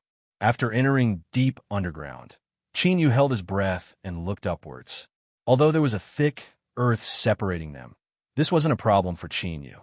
He could still clearly sense everything that was occurring outside. Rumble the sound of wind and thunder filled the air. The earth began to shake and rumble. Countless great beasts galloped across the earth. In the clouds, there was a cry. Qin Yu's complexion changed because he wasn't unfamiliar with this sound. When he first arrived in this alternate world with his divine sense, he had personally experienced it. Flames appeared out of thin air. The high temperature burned away the clouds, causing them to turn into nothingness. A golden-winged rock hid within. Its wings were wide enough to cover the galaxy, and its incomparably sharp golden eyes were able to pierce through all. Beneath the golden-winged rock was a giant purple dragon. Its body was incomparably large, stretching for tens of thousands of miles. Chinyu wasn't unfamiliar with this giant purple dragon. In the past, he had personally witnessed another one being slain. When the cosmic Sea-Cross Bell recognized him as its master, the golden soul of nothingness he obtained came from that dead giant purple dragon. This was because its 10,000-mile body was composed of countless palm-sized souls of nothingness. The three-headed ape had a fierce expression, and its chest was stained with blood. Even so, it found it hard to conceal the endless cruelty in its eyes. The scales on the pangolin's body had turned pale gold. Its eyes were bloodshot as it stared at the purple dragon. Each step it took caused the ground to tremble. The deep-orchid jellyfish floated in the air, its countless tentacles floating in the air. A blue fog lingered around its body. Everything that fell into this fog would instantly decay into powder. In addition, there were countless other types of giant beasts. Each of them was 1,000,000 feet tall, and their auras were terrifying existences comparable to divinities and demons. Now that they were gathered together, a chaotic and cruel aura wove together. Wherever they went, mountains and rivers would collapse, and rivers would collapse. Even the skies shook, constantly breaking apart. Suddenly, the giant purple dragon roared. It came to a stop and looked at the ground, excitement in its eyes. In the next moment, Chinyu was horrified. The cold, golden eyes of the golden-winged rock were coldly staring at him. Even though he was deep underground right now, he still felt as if he had been locked onto. With a cry, the golden-winged rock's eyes erupted with a golden light. In this world, everything within its range fell into a state of stillness. The rules of space and time came to a standstill. It was like an extreme cold had arrived, instantly freezing all movement and turning this space into a giant block of ice. The pangolin, whose body was covered in golden scales, roared like a bull. Yellow light gushed out from its four limbs, and the ground beneath it instantly collapsed. Then the temperature rose crazily, and in the blink of an eye, it turned into a sea of magma. Chinyu was hiding underground, trying to leave some room for himself. But now he could see with his own eyes just how terrifying these giant beasts were. Besides their astonishing size, they also possessed all sorts of powerful supernatural abilities. The mountain and river sword cried out. An invisible sword aura erupted, covering Chinyu and isolating him from the magma. Chinyu held upwards. He broke through the red magma and appeared in front of the many giant beasts. He was instantly locked onto. The golden-winged rock's pupil shrank. It actually spoke. "I remember you." Its voice was like a thunderclap. It stubbornly stared at Chinyu, revealing a fierce and excited expression. "In the past, you were the one who escaped from my hands and stole away my golden spirit soul." The eyes of the giant beasts turned blazing hot, as if they wanted to roast Chinyu on the spot. But at this time, the purple dragon suddenly roared. It crazily rushed towards Chinyu, its eyes filled with ecstasy. It was unknown what it thought of, but the golden-winged rock suddenly spread its wings. Its wings covered the sky, sealing off all directions. A terrifying sealing power descended. It was as if the 3 mountains and 5 seas had been moved in that instant, suppressing everything. The surface of the purple dragon's body began to burn with flames. These flames were an incomparably deep purple, blazing and decisive. Today, at this step, if they didn't succeed, they would die. All of the souls of nothingness chose to give it their all. The purple flames possessed an inconceivable ability. They could directly burn away the suppressive strength released by the golden-winged rock, burning a path through them. But unfortunately, what it needed to face today was not just the golden-winged rock. There were also over 100 giant beasts, all of them looking at it as if it were barbecued pork. "Roar!" The 3-headed ape roared. It clenched its fists and smashed them together. With a heaven-shaking explosion, a net of thunder exploded, directly sucking in the purple dragon. With loud, crackling sounds, lightning exploded, wrapping around the purple dragon like giant chains. Being bound by the chains of thunder was only the beginning. The deep blue jellyfish trembled around it. It actually ignored the suppression of the golden-winged rock and appeared directly above the purple dragon. The deep blue light that lingered around its body sprinkled down like snowflakes, each one causing a tongue of fire to vanish and annihilating the flames around the purple dragon's body. The 8 sky-propping spiders spat out a great white net. This net didn't fear the burning of the flames at all. It passed through the sea of flames and fell onto the purple dragon's body. There was the sound of rotting flesh and blood. This white net corroded the souls of nothingness on the surface and sank into the purple dragon's body. Giant beasts attacked one after another, wanting to stop the purple dragon. But at this time, the golden-winged rock's eyes had already fallen on a Chinyu. Its wings flapped, and the space around Chinyu instantly shattered. Endless terrifying strength gathered towards a single point and collapsed, like a great mouth swallowing up the entire region. Boom! A terrifying sword aura erupted, condensing into a towering sword that pierced through the darkness. Chinyu walked out, but his expression was incomparably solemn. He didn't relax in the slightest. It wasn't just because of the golden-winged rock's strength, but also because of the terrifying giant beasts in front of him. Each of them had the strength of an Emperor Realm expert. This was inconceivable. One man, one sword. No matter how confident Chinyu was in himself, he was well aware that unless he made a breakthrough and ignited the Joss Flame Great Tao, he would be able to slaughter his way out. Otherwise, he would undoubtedly die. As for escaping, Chinyu gave up when he saw the golden-winged rock's pair of wings that could feed tens of thousands of people. Roar! Roar! The purple dragon roared and struggled with all its might. It approached Chinyu, its eyes full of anxiety. It was strong indeed. It was able to struggle even under the suppression of the golden-winged rock and the other giant beasts. Chinyu looked up, his eyes meeting the purple dragon's. The moment their gazes met, the cosmic sea cross bell in his soul space, the earth shook. Clang, clang, clang, clang, clang, clang. There was actually a sound this time, but it was very weak. It wasn't even worth mentioning to the terrifying giant beasts in front of him. But the moment the bell rang, all the giant beasts, including the golden-winged rock, revealed pained expressions. Their eyes were filled with fear, as if they had seen something extremely terrifying. Roar! Roar! The purple dragon struggled even more fiercely. The purple flames around its body surged. It was on the verge of going berserk and losing control. Chinyu's eyes brightened. He was now certain that the scene in front of him was caused by the cosmic sea cross bell. In other words, this purple dragon was coming for him. From the dragon's eyes, Chinyu could read ecstasy, excitement, anger, unwillingness, despair, all sorts of emotions intertwined together. But none of them were negative towards Chinyu. Help it! Chinyu made his decision. He raised the mountain river sword, which vibrated violently. It could feel Chinyu's thoughts, and also realized the situation it was facing. Swish! The sword slashed out. This sword went straight for the purple dragon, but before it could touch it, a terrifying collision occurred. The power that imprisoned and suppressed the giant dragon was directly slashed apart by the mountain and river sword, and a path was created. The purple dragon fiercely roared, breaking free of its shackles.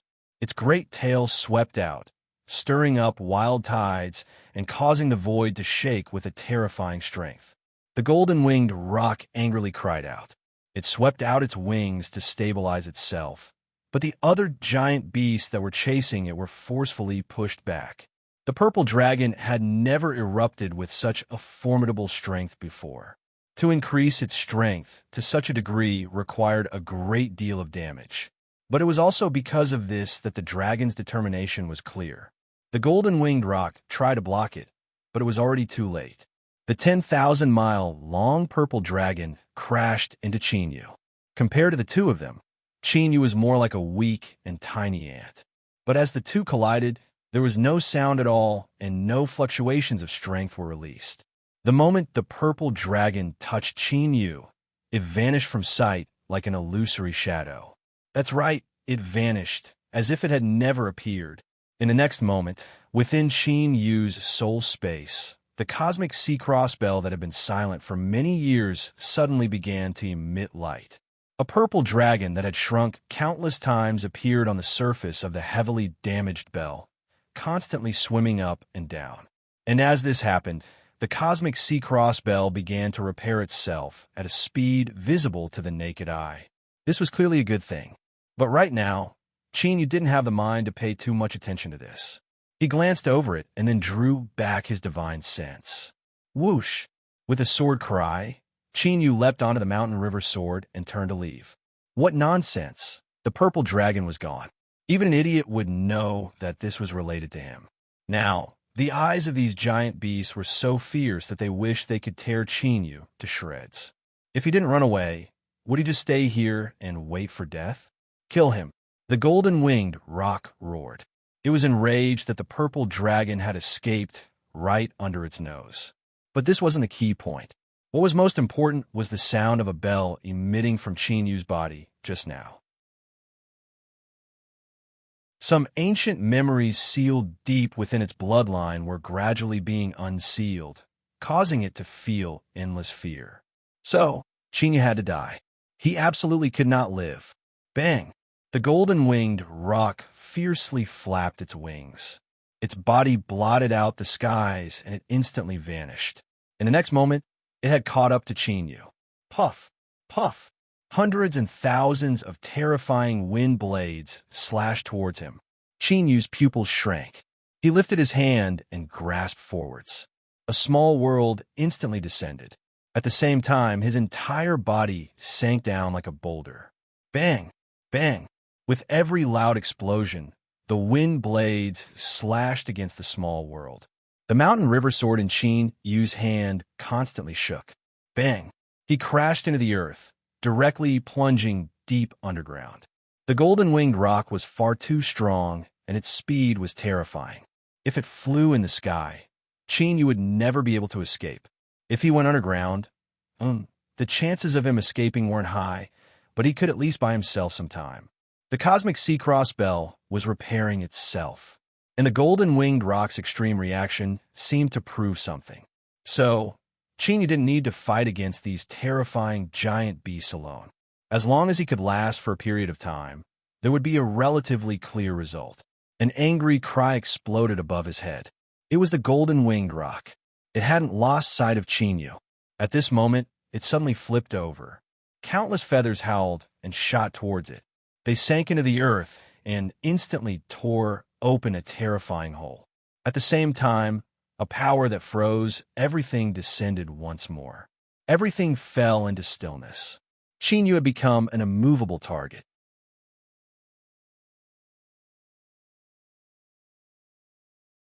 Chapter 1816. The mountain and river sword erupted. Trillions of sword breaths were released, instantly forming a small world that tore apart the still world. Chinyu punched out a fist. The earth beneath him collapsed and shattered. He drew back to dodge. In the next moment, the golden-winged roc's feathers pierced through the earth, tearing open a terrifying hole that seemed to lead straight to hell. At this time, within Chinyu's soul space, the cosmic sea cross bell trembled once more before vanishing from sight. Then, it appeared in front of Chinyu. Light flowed around it, revealing Mei's figure, or to be more precise, this was her form after transforming. Her purple dress was a bit tight, fitting her curves. A giant purple dragon circled around it. This wasn't embroidered, but was constantly swimming about. As the dragon opened and closed its eyes, it exuded a solemn and dignified aura. At this time, Mei wore a purple dragon robe, and her eyes were closed. She was like an ancient empress descending, her momentum boundless. Shwa! She opened her eyes. Her gaze fell on Chinyu. She stepped forwards and fell to one knee. I welcome your return. The golden-winged roc that had chased after them revealed a look of panic. It flapped its wings without hesitation, wanting to flee. With the speed of a roc, a single flap of its wings could cross hundreds of thousands of miles. In the blink of an eye, it was on the horizon.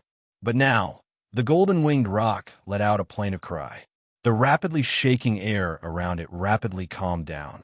An invisible net seemed to appear around it, trapping the golden-winged roc within.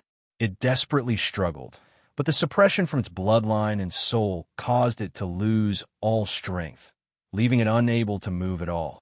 If the golden-winged roc was like this, then those giant beasts from another world that had chased after it were even worse. The three-headed ape's eyes widened. It spat out the power of wind and thunder and then turned to flee. But before it could take 2 or 3 steps, its body that supported the heavens froze, as if all its strength had been sucked out of it.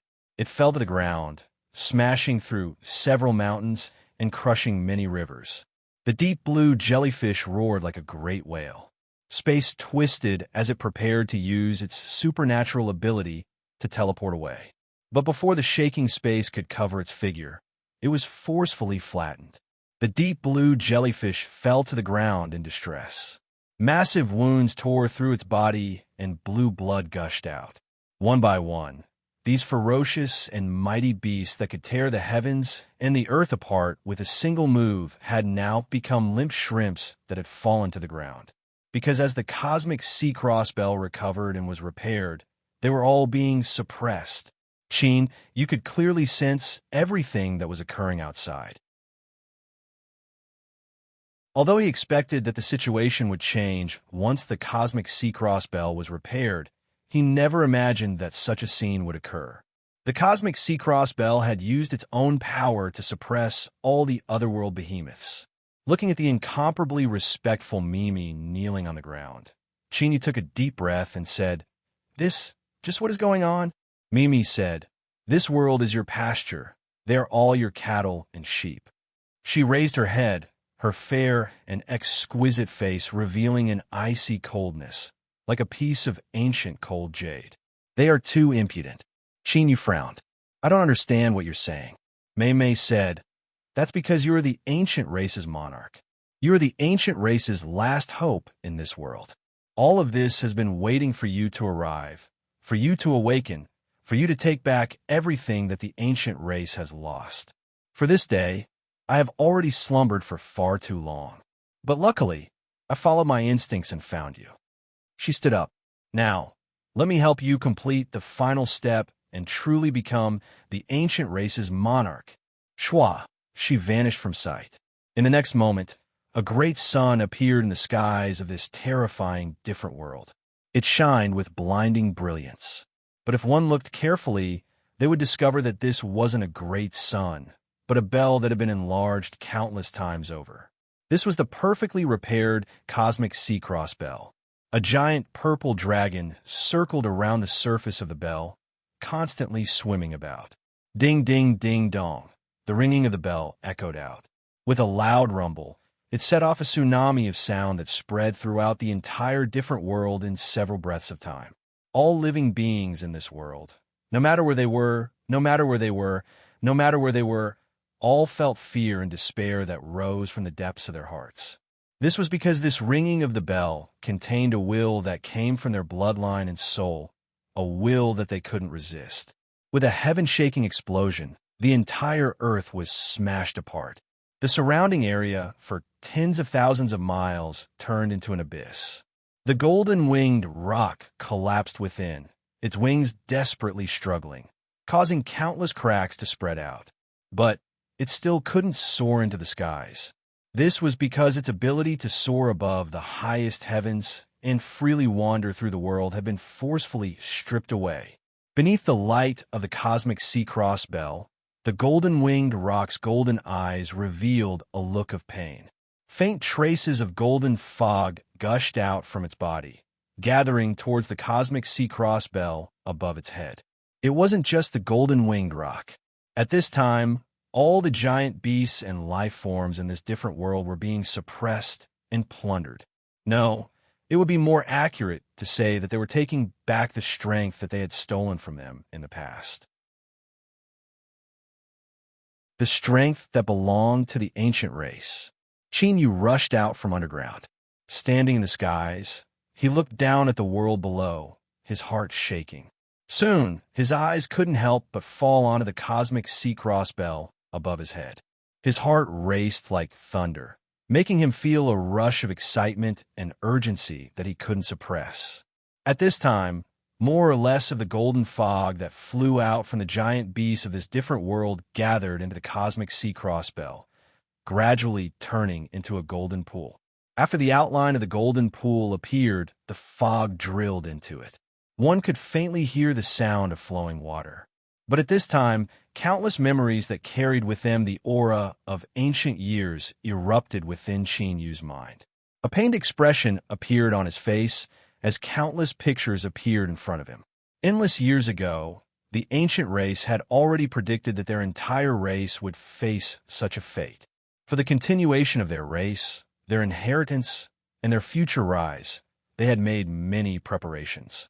The seeds that represented the future of their race were scattered out one at a time. At the same time, they left behind a pasture that belonged to the ancient race. They sealed away the strength of the ancient race here forever, waiting for their people to awaken in the future and return here to inherit everything of the ancient race. What happened was that when the cosmic sea-cross bell was damaged, the strength of the ancient race that was suppressed here spread out and was stolen by the life forms in the pasture. Thus, this terrifying different world was created. And now, Qin Yu was the only seed that the ancient race had sown, one that had smoothly grown. This was why Mimi had told him that this world was Qin Yu's pasture and all these giant beasts were his cattle and sheep. And now, what the cosmic sea-cross bell was doing was taking back the strength of the ancient race from the giant beasts, gathering it together and fusing it into Qin Yu's body, helping him become the true king of the ancient race. Qin Yu lifted a hand and rubbed the point between his eyebrows, relieving the aching and swelling feeling. He looked at the cosmic sea-cross bell and then at the ground, at those giant beasts that were trembling in pain but couldn't do anything. He suddenly realized something. Perhaps the damage to the cosmic sea-cross bell and the leakage of the ancient race's strength was all within the ancient race's expectations. In other words, all of this was likely intentional by the ancient race. This was because the strength of the ancient race that had been stolen wasn't too formidable at the start. But as these giant beasts continued to multiply and multiply, their numbers had reached an astonishing level. Once they were gathered together, it would be enough to help the juniors of the ancient race rise to inconceivable boundaries. Mimi appeared at Qin Yu's side. She respectfully said, "Your guess isn't correct." She looked at Qin Yu, a look of reminiscence in her eyes. In the past, after the ancient race sensed danger, they didn't have time to make too many arrangements. This pasture was their final chance, and no one was willing to risk it. After all, if the ancient race's strength were to leak out, once it was lost or perished, everything would be irreversible. Qin Yu's eyes flashed. What happened in the past, no matter what the truth was, has already been forever buried in the endless river of time. We are only guessing based on our own subjective thoughts. He looked at Mimi, his expression calm. Perhaps you just don't want to believe that the fact that you were injured in an accident and only awakened today was the will of the ancient race. Mimi fell silent. After a long time, she nodded.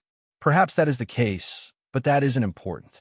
This is because I belong to the ancient race, and it was the ancient race that created me. She lifted a hand and pointed at the cosmic sea-cross bell. When the strength of the ancient race is completely extracted, you can absorb it and transform into the king of the ancient race, possessing the formidable strength of the ancient race at their peak. Qin Yu nodded. He didn't deny this point, and an even more formidable strength was what he urgently needed.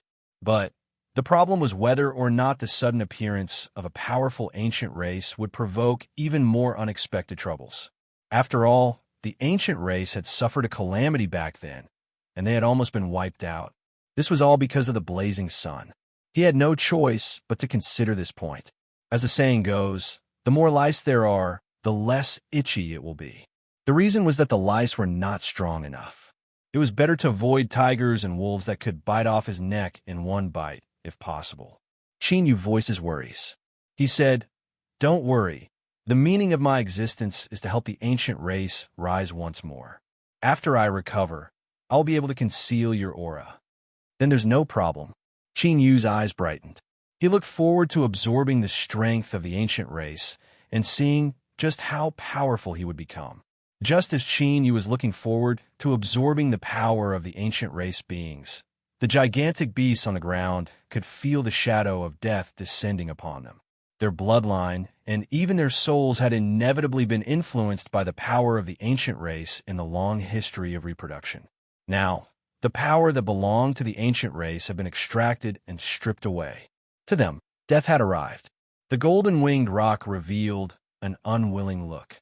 It was so powerful, nearly standing at the peak of the world, but it had been trapped here forever. It had never taken a single step out to see the true world outside. And now, it was about to die. Roar, roar, giant beasts roared out loud, filled with sorrow, fear, and despair. Chinyu saw all of this. His eyes flashed, and he said, "Mimi, if I absorb the strength of the ancient race, will they all die?" Mimi's eyes were icy cold. "They offended their superiors. They all deserve to die." Chinyu said, "I have stepped into the Joss Flame Great Tao." Mimi frowned. "You plan on keeping them as your believers?" Chinyu nodded. The submission of powerhouses could provide a formidable assistance in cultivating the Joss Flame Great Tao. There were over 100 giant beasts in front of him, and there were thousands or even tens of thousands of times more giant beasts in this entire different world. If he could obtain their submission, that would be no different from helping Chinyu establish another divine kingdom and obtaining a formidable Joss Flame Great Tao. Mimi said, "They all have the stolen strength of the ancient race within them. If you want to keep their lives, there will be no way for them to transform and become a true king of the ancient race. I ask that you carefully consider this point." Chinyu said, "If I become a king of the ancient race, will I be able to kill the long-lived species?" Mimi shook her head. "No, but it will be enough for you to contend with the long-lived species, or even be stronger than them." Chinyu said, "The ancient race suffered a great calamity in the past. The fundamental reason was that our ancestors tried to establish their own divine kingdom and ignite the Joss Flame Great Tao. So I believe that the path I am taking now is the correct one." He stepped forwards. With a thought, the phantom of a towering Goliath sovereign appeared in the world. It was like a divine mountain that supported the heavens, releasing a boundless aura. And above the Goliath sovereign's head, there was a burning great Tao that twisted and turned, displaying its unsurpassed momentum. "I am the king of the ancient race, the true master of this world. You have stolen the strength of the ancient race, and that is why you were able to cultivate to this day. Today, I should have taken back the strength of the ancient race, and you'd have all died. All of your years of cultivation would have turned to ash. But now, I am willing to give you a chance. Submit to me, and I will give you a chance to continue living." Chinyu lifted a hand. The Goliath sovereign's phantom followed suit. With a loud rumble, the vast strength of the world swept up, its momentum astonishing. The great Tao burning above its head became even more intense, emitting a powerful aura that suppressed the world. "Make your choice. Submit to me or die here. This will be your final chance." The golden-winged rock that was smashed deep into the ground revealed a struggling look in its eyes. Its noble bloodline and its own dignity made it unwilling to bow its head. But now the strength of the ancient race within its body was constantly being plundered away. It could already feel the thick taste of death, cold and decaying. It instinctively felt fear and despair. It would really die. At this time, the roars of giant beasts echoed out. As they fell to the ground, under the threat of death, they chose to lower their heads without hesitation. Giant beasts struggled to crawl on the ground. They faced Chinyu, expressing their awe and submission. But they only accounted for less than half of the giant beasts in front of him. The other giant beasts remained silent, waiting. Qin Yu's eyes fell on the golden-winged rock, cold and indifferent. The golden-winged rock stared at him for several breaths of time. Finally, it lowered its head and emitted a deep cry. The other giant beasts also expressed their submission. Qin Yu stepped forwards and arrived in front of the cosmic sea cross bell. The great purple dragon that circled around it lowered its head in awe.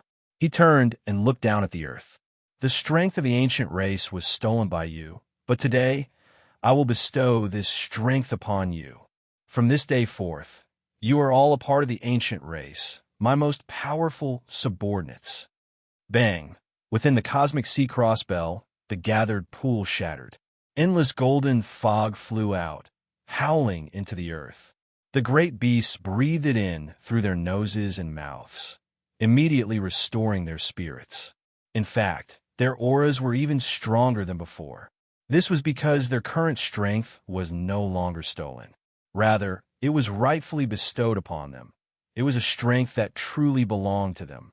The golden-winged rock revealed a complex look, but it knew that after fusing with the strength of the ancient race, it would never be able to defy Qin Yu's will. It prostrated itself on the ground and said in a low voice, "Greetings, king of the ancient race." Roar, roar, countless giant beasts roared. Bang! At this moment, Qin Yu could clearly feel a massive amount of Ja's flame power gathering towards him. The speed at which it fused into the great Tao rose with it.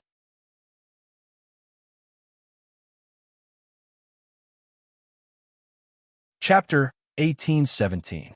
Han Shuisheng was one of the strongest pirates in the coastal waters. He had 2 large ships and more than 300 fugitives under his command. Of course, even though he was a powerful pirate, he didn't have a good life.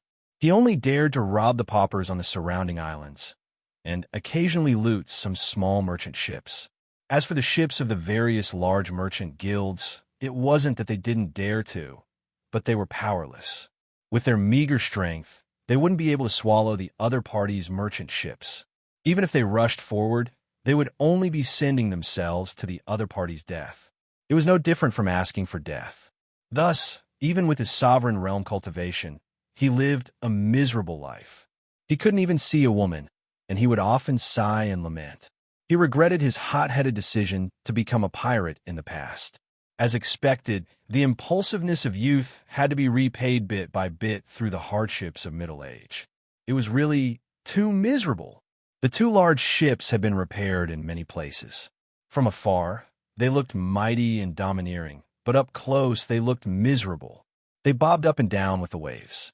Han Shuisheng, who was lying on the deck to dry salted fish, suddenly opened his eyes. Alert! Reality had proven that sovereign realm cultivation was not just for show. Very quickly, a large ship appeared on the surface of the sea in the distance. The ship's flag was made of black cloth with a perfectly round pearl embroidered on it. It shone brightly under the sunlight. The pearl. Han Shuisheng's expression relaxed, and a smile appeared on his face. "Our old friend is here. Prepare some food and wine, and invite the captain of the Pearl on board. I want to have a good drink with my good friend." The crew members around him laughed in low voices. Their faces were burning with excitement as they complied and ran away. The reason was simple. There were hundreds of pirate ships in the coastal waters, and there weren't many women among them.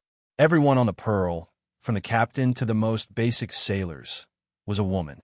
It could be said that the Pearl was the ship that pirates hoped to see the most in the boundless sea. They were willing to prepare the most sumptuous dishes and wine every time, hoping to catch up with their friends on the Pearl. The 3 large ships gradually approached, and the deputy in charge of the lookout ran over. "General, something's not right. There's a man on the Pearl." He gritted his teeth, and his face was filled with hatred. It was as if he had seen his father's murderer. "What?" Han Shuisheng's complexion changed as he took the night vision treasure. It was a navigational tool that could pierce through the fog on the sea and observe clearly. It was a good item that he had obtained from a small merchant ship not long ago. Sure enough, he really did see a man on the deck of the Pearl. More importantly, he was very young and very handsome. "Damn it!" Han Shuaisheng coldly sneered. That bitch Black Pearl, what did she say to me before? She said that only women were allowed on her ship, and that men were not allowed to take a single step on it. What is this now? Hee, let them come closer. Since this boy can board the ship, then us brothers can also board. I want to see what this Black Pearl woman can say. Soon, the two ships merged together. Han Shuaisheng smiled, as if he were reunited with an old friend. Black Pearl, it's been a few years since we last met. You're still as beautiful as ever. Standing on the deck, Black Pearl was a tall and beautiful woman. Although there was a shallow scar on the left side of her face, it didn't ruin her beauty. Rather, it made her seem even more cruel and seductive, causing one's heart to race. Now, when she heard Han Shuaisheng's words, she only glanced at him and didn't respond at all. This caused the pirates on the other ship to feel as if they had lost all face. They loudly shouted and waved the weapons in their hands. Han Shuaisheng's complexion darkened, but he didn't act impulsively. He looked at the young man sitting on the chair and slowly said, Black Pearl, it seems that the weather today isn't good. It isn't suitable for us to sit down and drink together. Then, we will part ways here. We will meet again in the boundless sea. The man sitting on the chair stood up. The sea breeze ruffled his robes. He calmly looked at them and said, Starting from today, you have been taken in. You can choose to resist, but this will be your fate. He lifted a hand and punched out. Bang! The sea surface violently exploded and a terrifying strength spread outwards. Terrifying waves rose up, causing the three ships to turn into shaky dinghies on the verge of collapse. Even though the ship's stabilizing spell formation had been activated, Han Shuaisheng's face still instantly turned pale. Just a casual punch was able to create such a terrifying scene. If that punch had been aimed at them, the entire ship would have been smashed into smithereens. These people, of course, would also become a group of dead ghosts. With a thud, Han Shuaisheng knelt on the deck. Greetings, Grand General. Pirates at sea usually called themselves generals. Only true great pirates could be called great generals. This was an honorific title among pirates. Qin Yu nodded noncommittally. He wasn't surprised by today's smooth sailing. These were pirates, after all. It was normal for them to be spineless. Moreover, as long as their brains weren't damaged, then it was only natural for them to be like this. I knew what to choose. Black Pearl, I'll leave this to you. I'm going to rest. If there's nothing important, don't disturb me. Yes. The Black Pearl respectfully bowed, but there was a hint of resentment in her eyes. The Great One's cultivation was heaven-reaching, deep, and immeasurable. Everything about him was perfect, but the only bad thing was that he was too cold, not understanding at all. In the past, she had climbed into his bed, but was still dragged off and thrown outside. If she hadn't experienced this herself, she wouldn't have believed it.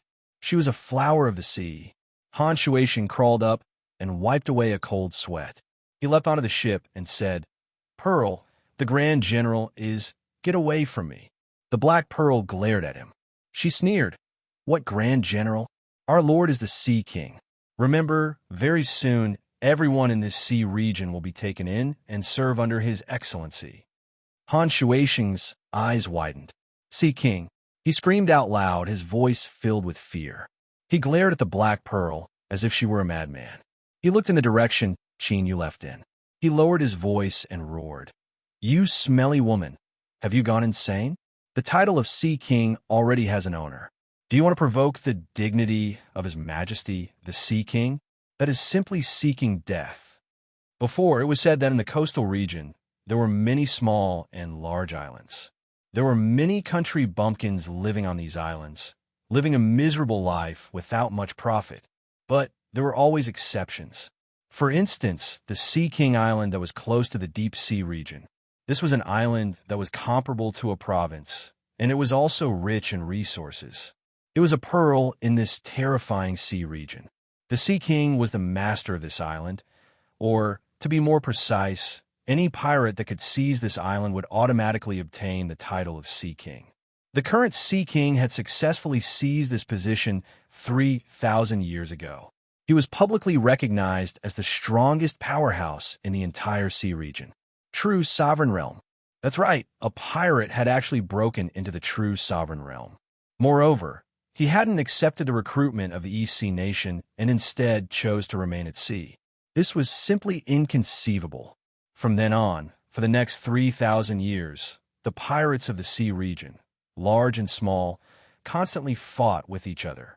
But no one dared to provoke the Sea King's position. The Black Pearl's eyes were ice cold. Han Shuaisheng, let me remind you, from now on, you have already worshipped His Majesty the Sea King. If you say anything like that again, that is rebelling against His Majesty the Sea King. That is an unforgivable crime. She sneered again and again. I don't mind personally cutting off your head. Do you hear me? Han Shuaisheng's pupils shrank. They were both people who made a living at sea and had interacted with each other countless times over the years. He was well aware of just how cruel and ruthless the Black Pearl was. If she could say something like that, she would definitely do it. He squeezed out a smile and said, I was panicking for a moment and made a slip of the tongue. Pearl, don't report me. I, Han Shuaisheng, am well aware of the rules of our sea. Since I have already worshipped the new Sea King, I will definitely abide by my place and pledge my life to serve His Majesty the Sea King. The Black Pearl swept her eyes over him. That's for the best. But let me remind you one last time. Do not seek death. His Majesty the Sea King's strength is not something you can imagine. She turned and left. At the same time, she ordered her subordinates to take control of Han Shuaisheng's 2 ships and have them follow behind the Black Pearl. Han Shuaisheng returned to his ship. His complexion was gloomy and his eyes were filled with anger. That crazy woman, she had to be insane. Although he had displayed an incomparably formidable strength in that punch, in Han Shuaisheng's opinion, there was no chance of success if he wanted to challenge the Sea King. He would only be seeking death. True sovereign, that was a true sovereign, a great character that stood at the peak of the heavens. No, I can't go crazy with them. I have to think of a way to escape and find a way to survive. The only thing that comforted Han Shuaisheng was that they only had 3 ships right now. There was still a great disparity between them and challenging the Sea King's authority. The Sea King would definitely roam the sea and continue to accumulate strength in secret. This would give Han Shuaisheng a chance to escape. He was an excellent swimmer, and he also cultivated a fierce water supernatural art. As long as he had a chance to dive deep into the sea, no one would be able to find him. As for these 2 ships and the people on them, they could only rely on the fates of the heavens. Perhaps he could report this matter to the Sea King Island ahead of time, and perhaps he could even earn some merit. If the Sea King took a liking to him and recruited him to work for the Sea King Island, that would truly be a blessing. But soon, Han Shuaisheng discovered a terrifying fact that left his entire body cold, as if he had fallen into an icy lake. The 3 ships were heading straight into the depths of the sea, and the direction they were heading in was the direction of the Sea King Island. This was madness. This was madness. If they wanted to directly attack the Sea King Island with just 3 ships and less than 1,000 pirates in total, this was no different from striking a stone with an egg. Han Shuaisheng ran out to find the Black Pearl and change his words. But his meaning was clear. With their current strength, the Sea King Island would have no chance of victory. Wang Dao had no chance of winning at all. He could only court death. Pearl, you must persuade His Majesty the Sea King. His grand ambitions cannot be accomplished overnight. Only by patiently waiting and accumulating will he be able to succeed. We cannot go to the Sea King Island right now. We absolutely cannot go. He had a pained expression. The Black Pearl sneered. Han Shuaisheng, before you came, we had already determined the path. Han Shuaisheng was stunned for a moment before he reacted. The Pearl had been prepared to go directly to the Sea King Island from the very beginning. It was just that they were unlucky and took the initiative to run into them. After realizing this, he wished he could raise his hand and slap himself in the face. Why didn't you just turn around and run away?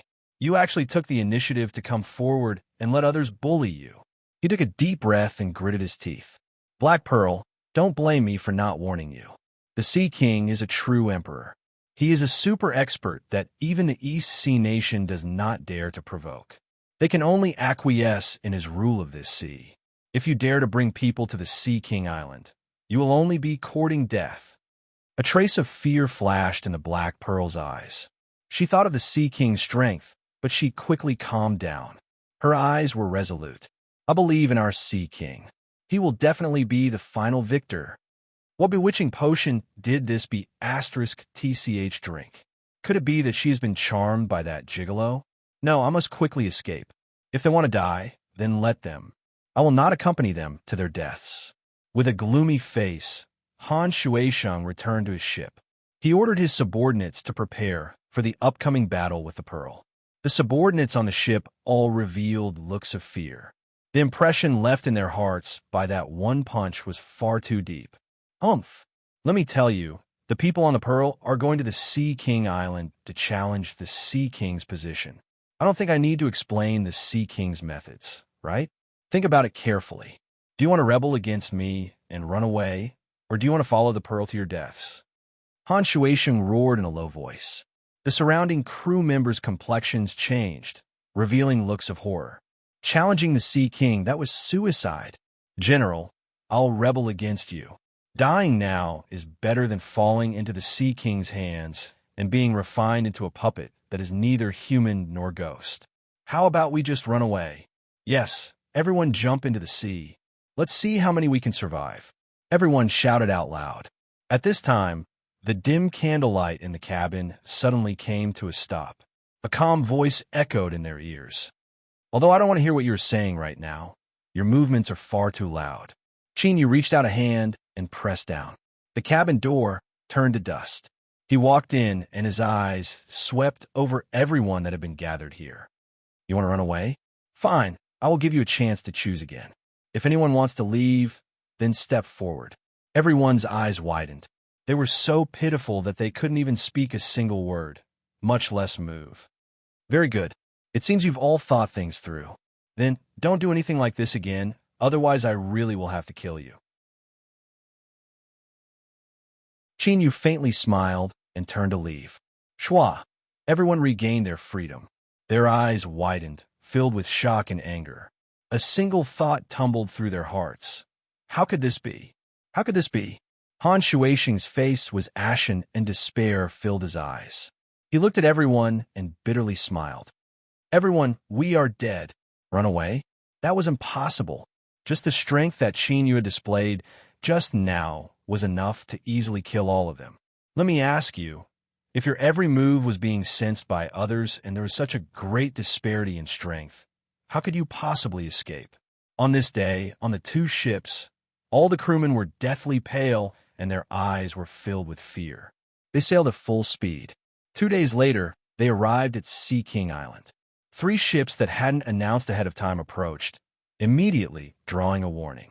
Whoosh, whoosh, with the sound of breaking air, 2 black-robed cultivators landed on the Pearl at the front.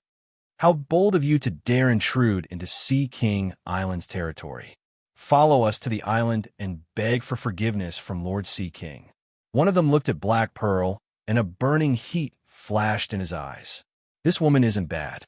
If she becomes my concubine, she might be able to avoid punishment.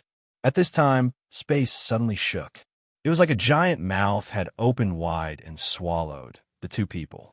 Dark red blood bloomed in the air before vanishing from sight. Chinyu stepped onto the deck and looked at the massive Sea King Island in the distance. Continue forward. Behind him, Han Shuisheng, who had been standing on the deck, fell to the ground. His body twitched as sweat streamed down his body. It was over. It was completely over. All of them would die on Sea King Island. No, their fates would likely be even more terrifying than death.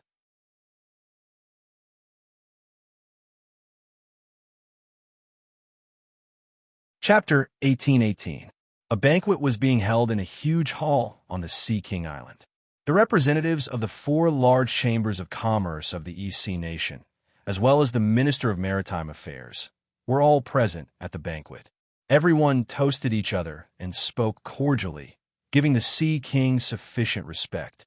Today, the EC nation took the lead and led the chambers of commerce to continue negotiating the contract with the Sea King Island. This was a very necessary and important matter that no one could skip over unless they were prepared to continue seeking benefits in this sea. For the chambers of commerce of the EC nation, the threat of the so-called pirate admiral was nothing. They could deal with it, and the Sea King Island was the key. Without the permission of the Ocean King, no merchant ship would be able to sail safely in this vast sea. After several rounds of negotiations, the matter came to an end. Although the Sea King's appetite was larger than in previous years, it was still within the range of the chambers of commerce. After all, this vast and boundless sea contained countless riches, which contributed a large portion of their profits. The Minister of Maritime Affairs stood up with a warm smile and raised his glass. Honorable Sea King, the agreement between you and our nation will take effect today and continue for 300 years. I wish you a happy cooperation. In addition, please allow me to say that you are truly a benevolent and kind expert. The EC nation is willing to be friends with the Sea King Island forever. The Sea King was not mighty. On the contrary, he was thin and dark-skinned, a typical image of a native of the island. The only distinguishing feature that made him an expert not to be trifled with was his eyes, which glowed with divine light when he opened and closed them. He raised his glass with a smile on his face. To be able to make the envoy of the EC nation bow his head and respect him, the name of the Sea King would spread even further. He would truly become the ruler of this sea. At this moment, a few people rushed in from outside the hall, all of them looking flustered. Your Excellency, the Pearl, the Black Death, and their escort ships are breaking into the dock. The Sea King frowned. The cold light in his eyes caused the few people to kneel on the ground with a thud, sweating profusely. Useless things. Trespassing on the Sea King Island is a crime punishable by death. Since they're courting death, I'll kill them all and toss their corpses into the sea. My little darling will be very satisfied. We'll have extra food today. However, the Sea King's frown deepened as he looked at his subordinate, who was paralyzed on the ground and trembling all over. With a thought, the entire Sea King Island and the surrounding sea region appeared within his range of perception. His expression darkened. How dare you? The Sea King roared angrily and smashed the long table with his palm. How dare they come to the Sea King Island and act so presumptuously? I will personally send them to hell. Schwa. He took a step forward and disappeared. Before the Sea King received the report, the waters around the Pearl had already been dyed red with blood. Countless corpses of humans and beasts floated in the water. They were all subordinates of the Sea King Island, but they could not stop the Pearl from advancing. All the people who rushed over didn't even have the chance to touch the deck. The moment they got close to the Pearl, they were killed on the spot. The eyes of the heads floating in the water were wide open, filled with fear and disbelief. The Black Pearl lowered her head. She glanced at Qin Yu's back from the corner of her eyes. Her eyes were blurry and filled with worship, but also a bit of fear and awe. She had always been well aware that Qin Yu possessed an incomparably formidable strength. When the Pearl fell into a whirlpool in the sea, just as it was about to be destroyed, he had flicked his sleeves and scattered the whirlpool. It was because of this that she was willing to attach herself to Qin Yu, respectfully calling him the new Sea King and obeying his every will. But today, the Black Pearl could see that beneath Qin Yu's calm exterior was a cold and unyielding heart. He was like a reaper of life that had emerged from hell. Any living being that tried to stop him would be exterminated without hesitation. From beginning to end, his complexion didn't change at all. His eyes were cold and indifferent, leaving one's heart racing. Suddenly, a feeling of palpitation exploded out. Black Pearl's expression changed greatly, and she jerked her head up to look forward. The surging sea suddenly calmed down. It was like an incomparably huge blue mirror, clearly reflecting the sky above. Then, space suddenly exploded and a terrifying strength erupted, shattering this mirror that had existed for a brief moment. The surface of the sea exploded, billions of waves splashing outwards. Every drop of water contained a terrifying strength that could pierce through mountains as it shot out in all directions. The Pearl and the Black Death were both within range of the attack. The Black Pearl and Han Shuixing's complexions instantly paled. All the cultivators on the ship stared with wide eyes, seeing the overwhelming waves crashing down on them. Endless fear and despair gushed out from them. Hum! The cry of a sword echoed out. All of the sweeping waves froze for a brief moment before exploding, turning into mist that scattered away. Vanishing. In the blink of an eye, the monstrous killing potential turned into a harmless fog that covered the entire sea region. Qin looked up. At this time, his eyes pierced through the fog and locked onto the descending Sea King. At this moment, the Sea King, who was threatening to kill everyone with a single blow and defend his authority, suddenly had a drastic change in his expression. He felt an unprecedented threat that was cold and terrifying. It was as if the world before his eyes had darkened and turned completely colorless. A thick aura of death submerged him. Every hair on his body screamed out in panic. Run! Just as fear and stiffness appeared on the Sea King's dark face, he turned and fled without hesitation. With his true sovereign realm cultivation, he could reach the East Sea nation with a single thought. With just a single step, he could enter it. His reaction was already extremely fast. Space shook, and he was about to swallow up the Sea King's figure. But at this time, there was a dull thud that echoed in his ears. It wasn't loud, but caused the Sea King to freeze in place. He looked down at the sword point that had pierced through his back and emerged from his chest. His mouth moved, but no sound came out. Bang! Space shattered. Like a great mouth, the purple world swallowed the Sea King's corpse. In the next moment, Qin Yu also vanished from sight. After killing a true sovereign, Qin Yu certainly couldn't waste it. Swallowing the essence of his great Tao could still help him become stronger.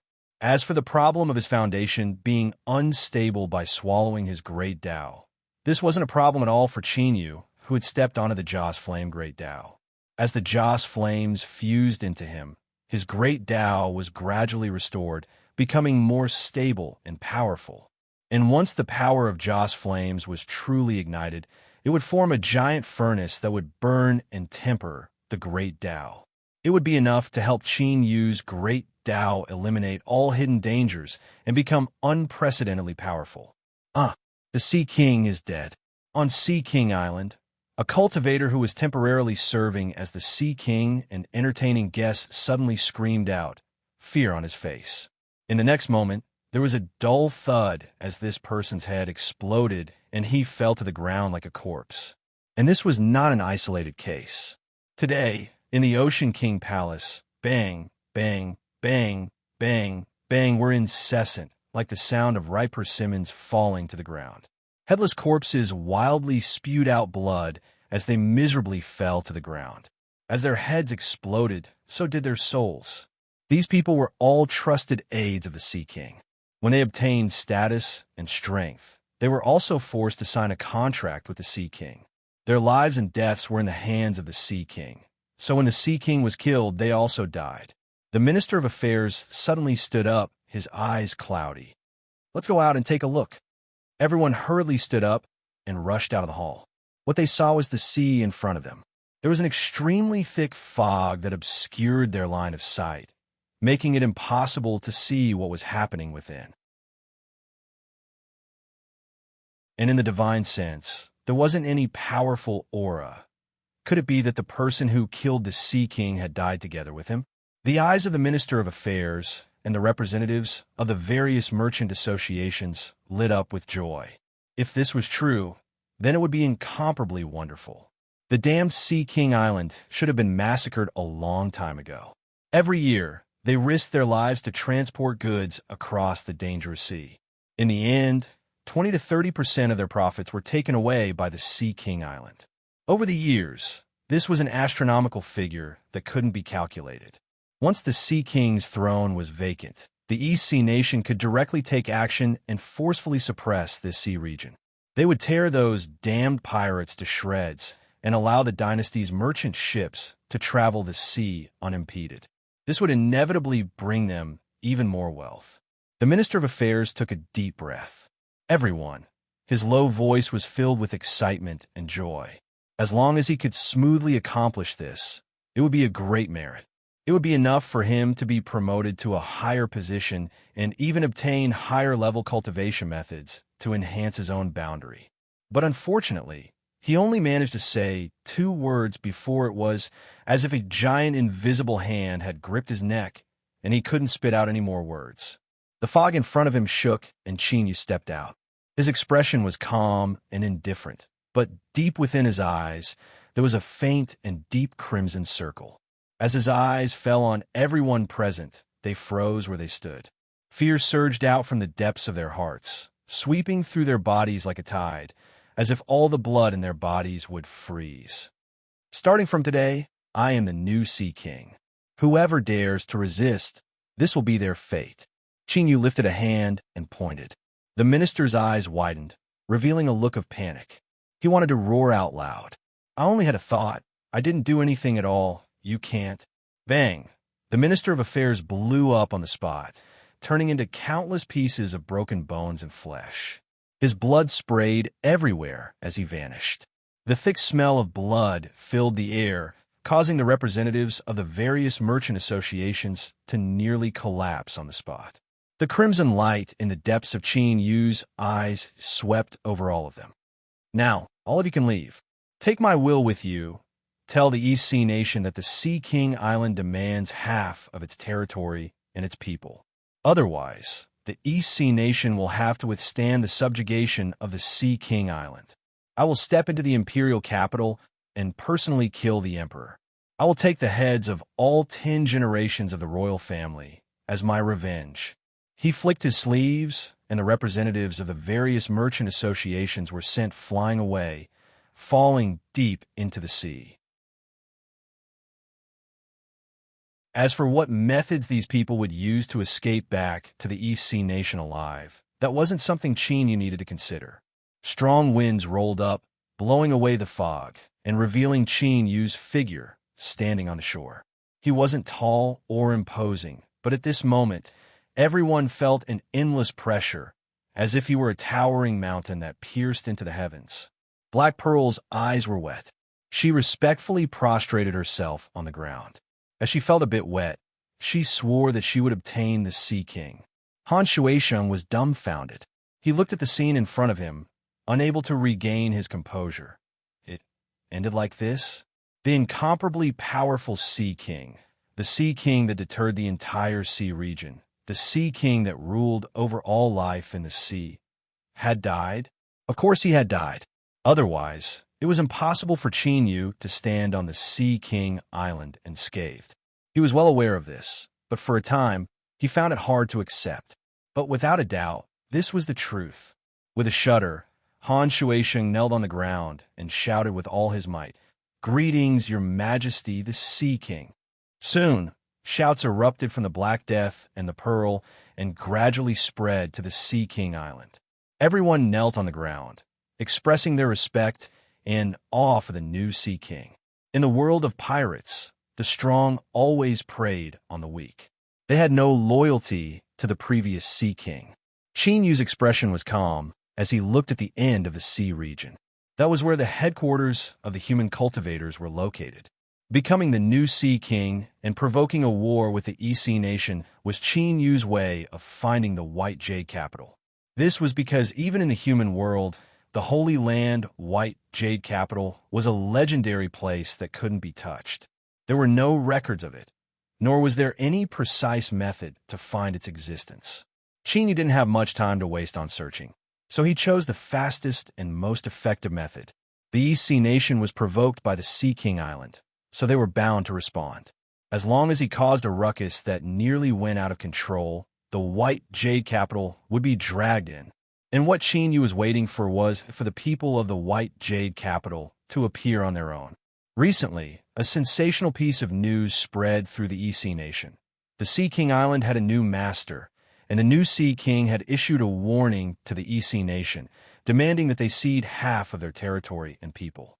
Otherwise, he would start a war. The atmosphere suddenly became tense. In the imperial palace of the East Sea nation, the East Sea Emperor's face was ashen. His roar nearly overturned the hall. Arrogant, impudent, I have decided to summon the powerhouses of the Empire to attack the Sea King Island and kill the new Sea King to defend the dignity of the Empire. Facing the furious Emperor, no one dared to dissuade him. Ceding territory and plundering people was beyond the bottom line that the East Sea nation could bear. Your Majesty, even a lion must use its full strength to capture a rabbit. Since you have decided to personally take action, then you must invite all the powerhouses of the East Sea nation to help your Majesty in battle, a minister said as he knelt on the ground. The East Sea Emperor nodded. I have already made my preparations. The door to the hall opened and a tall figure walked out. He had nothing on him and was barehanded, but just by standing there, he was like a divine needle that could calm the sea and suppress everything. War Emperor Yin Tai. His Excellency War Emperor is here. That's great. Soon after, another person walked out. It was a woman. Her long dress fluttered in the wind, and she carried a long sword on her back. Her face was dreamy and ethereal, and if one looked at her, one would be able to see thousands of different appearances. Each face was extremely beautiful. Illusion God, Sword Emperor. A minister was extremely excited. 2 true emperors of the East Sea nation will help your Majesty at the same time. We will definitely win this battle, kill the Sea King, and defend the dignity of the East Sea Empire. This will let all the countries in the world know that although the East Sea nation is small, we also have powerhouses supporting us. War Emperor Yin Tai and Illusion God, Sword Emperor cupped their hands. Your Majesty, the East Sea Emperor laughed. With the help of 2 true emperors, we will conquer the Sea King Island. He stood up. Now, let's descend together and kill the new Sea King. Very well, very well. The East Sea Emperor took a step forward. War Emperor Yin Tai and Illusion God, Sword Emperor followed him and disappeared. In the hall, the ministers were extremely excited. After the War Emperor and Illusion God, Sword Emperor became famous, they had gone to other powerful countries to settle down. They did not expect that they would return today to help the East Sea Empire. With 2 true emperors and the divine power of His Majesty, after the Sea King Island was suppressed, all the countries in the world would change their impression of the East Sea nation.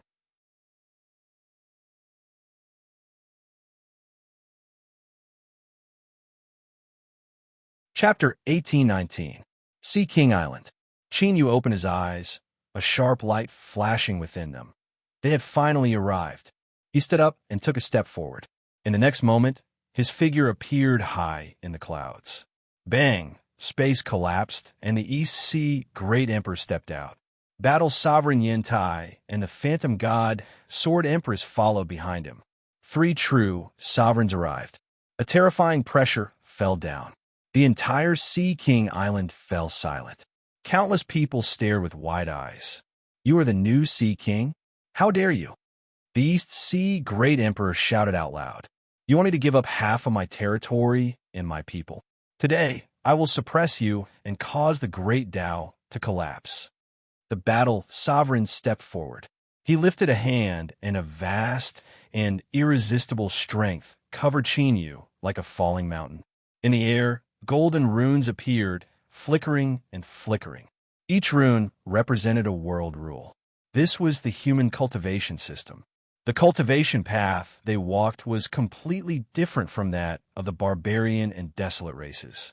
They perceived the world rules and fused them into their bodies, treating themselves as a small world that they constantly perfected. Although their cultivation realms were the same as the barbarian and desolate races, the 2 sides were not from the same system. The Phantom God, Sword Empress, drew her sword. As the battle sovereign moved to suppress Qin Yu, she attacked without hesitation, decisively killing him. As her sword fell, the world rules obeyed her will, transforming into invisible sword breaths that came from all directions. They gathered at a single point, attacking the narrowest possible range in exchange for the greatest killing power. What appeared in front of him was a translucent sword phantom that flashed in the air. Just as it appeared, it flashed again, approaching Qin Yu and stabbing towards the point between his eyebrows. The two true sovereigns' cooperation was nearly perfect. A cold light flashed in the East Sea Great Emperor's eyes. Since the new Sea King didn't escape today, he was doomed to die. He lifted a hand and summoned a great seal, sealing off the world in front of him. This was just in case, to completely cut off any possibility of Qin Yu escaping. Hum! A sword cry sounded out. The first to change complexion was the phantom god Sword Empress. Her eyes were filled with shock and fear. Without hesitation, she drew back her sword to block. With a heaven-shaking explosion, she was sent flying away. In the air, a massive gap appeared in the faintly discernible Sword of Laws. Then it began to break apart and was completely annihilated. Puff! The illusory god Sword Emperor coughed up a mouthful of blood, his dreamy face growing more and more shocked. Half-step eternal. Only a peak Emperor Realm expert who had 1 foot in the Eternal Realm and was half a step into the Eternal Realm would be able to do such a thing. The new Sea King was actually a powerful being who was likely to step into the Eternal Realm within 100 years and transform into a long-lived species. The Battle Emperor's expression changed slightly. His brows furrowed tightly, like the wrinkles of an ice-cold rock. He didn't panic because the illusory God Sword Emperor had been beaten back. It wasn't that he was confident in his ability to fight against a half-step eternal expert.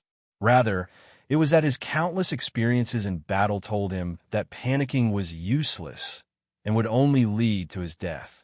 The East Sea Great Emperor had already made his move, using his national seal as a suppression. Even a half-step eternal existence would not be able to easily break free. It wasn't as if they didn't have a chance. At the very least, they could suppress the new Sea King, or wait for an opportunity to act, or stop for the time being. With a loud shout, Battle Emperor Yin Tai's body tensed up. His skin instantly turned crimson red, and waves of heat erupted from his body. His heart beat rapidly as he erupted with all his strength to forcefully suppress Qin Yu.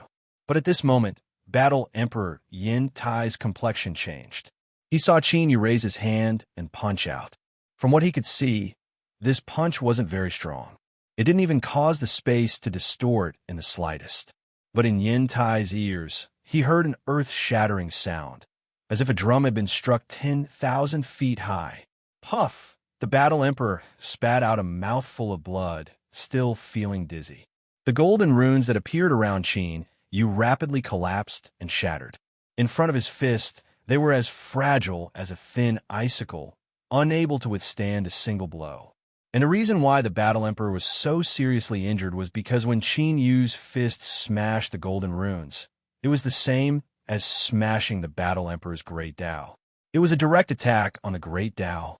In the Eternal Sea world, although Qin Yu hadn't absorbed the strength of the Ancients and transformed into the Ancient King, he had still awakened the abilities of the Ancients. Countless years ago, the Ancients didn't cultivate any divine arts or cultivation methods. No matter what powerful enemies they faced, their fists were their best weapons and also their most powerful offensive method. Every attack contained the talent of the Ancients, directly attacking the source of their opponent's strength. One sword and one fist. The illusion god, Sword Emperor, and Battle Emperor, Yin Tai, were both wounded. The East Sea Emperor revealed a look of anger, and his eyes began to throb. He suddenly had a feeling that his decision to come to the Sea King Island today was a bit rash. But with things having reached this step, there was no way to ease the situation. If they couldn't suppress the new Sea King today, then the East Sea nation would inevitably face the terrifying retaliation of the other party. Two true sovereigns, I will burn the destiny of my nation to forcefully suppress the new Sea King. I ask that you too take this chance to kill him. The East Sea Emperor roared out loud. He lifted his hand without hesitation, and a burning flame erupted from the surface of the nation's seal. Qin Yu's eyes brightened with pleasant surprise. This was because the flames burning on the nation seal were actually the power of Joss flames. In other words, The joss flames that Qin Yu had always dreamed of igniting was now right in front of him. The suppressive strength from the nation seal crazily erupted. It was like thousands of mountains had fallen down around Qin Yu, sealing him in and constantly squeezing him. This degree of strength would greatly affect even a true sovereign's cultivation. Battle Emperor Yin Tai and the illusion god Sword Emperor glanced at each other. They took deep breaths and stepped forwards. Shua, two figures appear at the same time, a fist and a sword hurtling towards Qin Yu. But at this time, the ringing of a bell entered their ears, and the two true sovereigns froze. And at this time, Qin Yu had already raised the mountain and river sword and slashed down. The suppression of the nation seal seemed to have no effect on him at all. This was beyond everyone's expectations. With a pitiful cry, Battle Emperor Yin Tai's blood sprinkled through the air. One of his arms had been cut off and his face was deathly pale. This person's cultivation was focused on his mortal body. Now, though one of his arms had been cut off, that was the same as wasting a third of his combat strength. Fear appeared in his eyes, not only because Qin Yu's sword just now was inconceivable, but also because deep within his eyes, a dark red circle had appeared. Although it seemed faint, it was enough to make one's heart skip a beat. Bedevilment. But now, for Qin Yu, bedevilment had changed from a negative and life-threatening state to an ability that he could control. It was more like a transformation. In the bedevilment state, his consumption of energy was greatly increased, but he could erupt with even greater strength. In fact, purely in terms of cultivation level, Qin Yu had only just entered the Emperor realm, but he had stepped into the Joss Flame Great Tao. Although he hadn't completely ignited it, his strength had greatly increased. And with the mountain and river sword in hand and the bedevilment state, he had such astonishing strength. Of course, the help of the cosmic sea crossbell and the little blue lamp was also indispensable. After his sword succeeded, Qin Yu's feet fell. Without hesitation, he slashed at Battle Emperor Yin Tai. Take advantage of your weakness to take your life. Facing three true sovereigns that he wasn't familiar with, he naturally wouldn't be careless. Ding dang, the cosmic dew hailing rang out once more. Battle Emperor Yin Tai's face filled with fear. Illusion God Sword Emperor, save me. As he roared, he threw a punch with all his strength. The power of this punch was terrifying. It was the most powerful attack of a true Emperor Realm expert in survival and escape from despair. All the clouds in a 1,000-kilometer radius were instantly torn to pieces. Huge waves rose on the surface of the sea, rumbling in all directions. The illusion god, Sword Emperor, slashed out with her sword without hesitation. It wasn't that she had a good relationship with Battle Emperor Yin Tai, but in today's situation, both sides were in the same boat. The Battle Emperor was heavily wounded or even killed, and she couldn't escape. How could an existence that could cultivate to the true, sovereign realm not understand this? But the moment this sword struck out, the illusion god, Sword Emperor's complexion changed once more. This was because the Battle Emperor's pursuit didn't occur. Instead, that sword strike was clearly just a feint. Under the might of the Battle Emperor's punch, it directly shattered. But it was clear that with the strength Qin Yu had displayed, this sword strike was just a feint. Then what was his true goal? The illusion god, Sword Emperor, shouted out loud. The sword in her hand lit up, and a radiant sword aura was released, sweeping out for 10,000 feet around her to protect her from Qin Yu's sneak attack. But no collision or sudden attack occurred. Instead, she heard the East Sea Great Emperor's alarmed roar. Shua! Qin Yu's figure suddenly appeared. The mountain river sword thrust out at a strange angle. A bright yellow light erupted, and the phantom of a great dragon broke out from its body. But it only managed to block the mountain river sword for a moment. Then, like a giant balloon, it was pierced through by the sword tip. The East Sea Great Emperor retreated in distress. His robes were torn to shreds, and a hideous gaping wound appeared. Sword aura wreaked havoc on its surface, causing more blood to gush out. At the same time, it constantly attacked the flesh and blood around it, causing an intense pain that twisted the East Sea Great Emperor's face. After his sword strike succeeded, Qin Yu didn't continue chasing. His figure flickered, and he arrived in front of the national seal. He lifted a hand and grasped it. "Little blue lamp," he roared out in his heart. In the past, little Meaty already knew how to steal the destiny of the western wilderness and help Qin Yu perfect his divine kingdom. With how mysterious and powerful the little blue lamp was, there was no reason it wouldn't know. Now, since he saw the burning power of Joss flames, how could Qin Yu return empty-handed? Killing people wasn't important. What was important was how to ignite the Joss flame Grandao. This was the reason Qin Yu had crossed the eternal sea and arrived here. He grabbed the national seal, and a piercing pain erupted. It was like he was holding a piece of burning coal with his bare hands. On the surface, his flesh and blood were still intact. But this was directly aimed at Qin Yu's soul. The pain was 10 times, or even 100 times greater. Even with Qin Yu's firm mind and powerful will, his complexion paled. "I hear you. Hold on a little longer." The little blue lamp's voice sounded out in his mind. At this moment, the pain seemed to lessen by a great deal. Although he didn't know how the East Sea Great Emperor had ignited the power of Joss flames, if he could capture it and swallow it into his body, he would definitely have some harvests. Qin Yu took a deep breath. His hands fiercely grabbed the national seal in front of him, and he stuffily coughed. The battle's sovereign Yen Tai, who had just escaped from death, and the illusory God Sword Sovereign, who had been startled by a false alarm, immediately retreated to the side of the East Sea Great Emperor. Now that they saw this scene, their complexions changed. Their first thought was, Qin Yu was seeking death.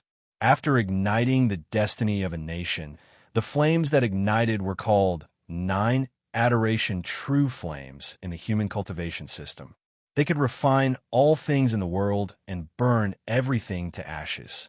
If one directly touched it with their flesh and blood, once the 9 adoration true flames soaked into their soul and ignited it, they would die. Not even an eternal realm supreme elder would be able to remove it. They would only be slowly burned to death. The East Sea Great Emperor paled. He covered the wound on his chest and gnashed his teeth. "You are seeking death." Joy filled the depths of his eyes. He didn't know why Qin Yu would seek death on his own initiative, but that wasn't important. Otherwise, it was hard to say whether or not the 3 of them would be able to escape today. And even if they could, how could the massive East Sea nation escape? Facing Qin Yu's revenge, the consequences would be inconceivable. And now, the situation was just right. How could the East Sea Great Emperor let go of this chance to burn Qin Yu to death once and for all? His thoughts stirred and he roared, "Burn! Burn as much as you can. Ignite the Sea King's soul and send him beyond redemption." Bang! The flames on the surface of the nation's seal suddenly rose. The East Sea Great Emperor no longer cared about the loss of his nation's destiny. The raging flames became rich and rich. But these flames weren't crimson red, but a faint white color. They had no effect on external objects and only affected living beings. In simpler terms, the flames produced by burning the power of Joss flames were all concentrated on Qin Yu's body. Like a giant mouth, it swallowed him into its belly. The pain that Qin Yu withstood instantly rose 100 times over. It was no longer his hands, but his entire body. It was like he had fallen into an alchemy furnace. He clenched his teeth and roared, "Are you done yet?" The little blue lamp said soon, "Endure a bit more." In the distance, in the world created by the little blue lamp, beneath the illumination of the great sun, a single blade of grass stood atop a mountain peak. Strong winds howled, but were unable to move it. This blade of grass didn't move at all, as if each leaf weighed tens of millions of genes. Suddenly, as if it sensed something, the small blade of grass wildly swelled up. The entire mountain instantly broke apart, turning into countless stones that tumbled down. It was only then that one discovered that the so-called mountain was only a small stone hanging from this blade of grass. After it burst open, the true roots were revealed. In the blink of an eye, it had expanded to tens of thousands of miles in size, truly blocking out the skies. The emerald green leaves were now even darker in color. They seemed to have a metallic texture. They howled through the air, wildly stabbing into the highest heavens. Then, with a loud explosion, the heavens broke apart. The grass continued to grow. The blades of grass pierced into the highest heavens, as if they were extending into some unknown world. Then, in the coastal waters of the eternal sea, amidst the blazing power of Joss flames, Chinyu watched helplessly as several leaves drilled out from the collapsed void. With great joy and excitement, they rubbed against his body several times and then rapidly spread apart, wrapping around him from head to toe in the blink of an eye. From afar, he looked like a giant green rice dumpling. The terrifying burning sensation immediately vanished. But Chinyu didn't relax at all. Instead, his complexion became even heavier. This was because within his soul space, flames had already appeared and were falling toward his soul. Although he didn't know what would happen after he was attached to these flames, his intuition told him that it wouldn't be good. You do not need to worry. The flames of Joss flames have already been absent for a long time. Mimi's figure appeared. She opened her mouth and swallowed.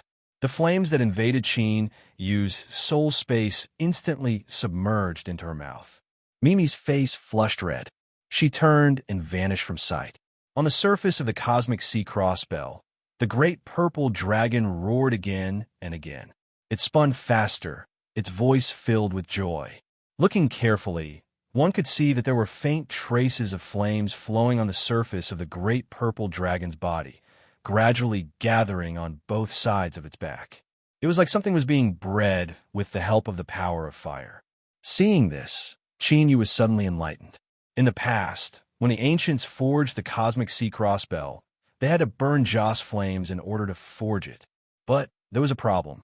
If the ancients had ignited their Joss flames, why would they suffer such a calamity?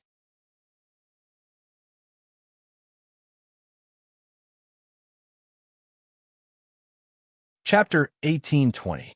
His thoughts raced.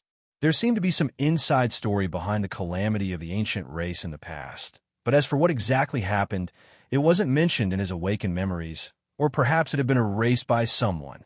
Chinyu took a deep breath and opened his eyes. The burning Joss flames were isolated outside.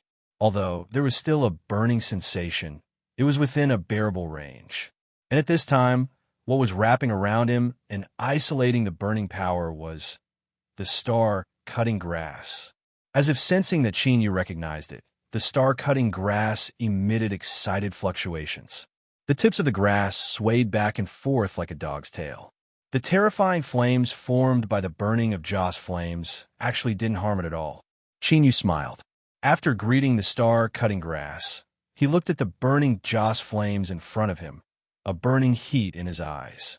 The East Sea Great Emperor had a resounding reputation, but his strength could only be considered ordinary. He was far worse than Emperor Qin. Yet, he could actually control the burning power of Joss flames. There had to be some trick to this. If Qin Yu could obtain this trick, his eyes brightened.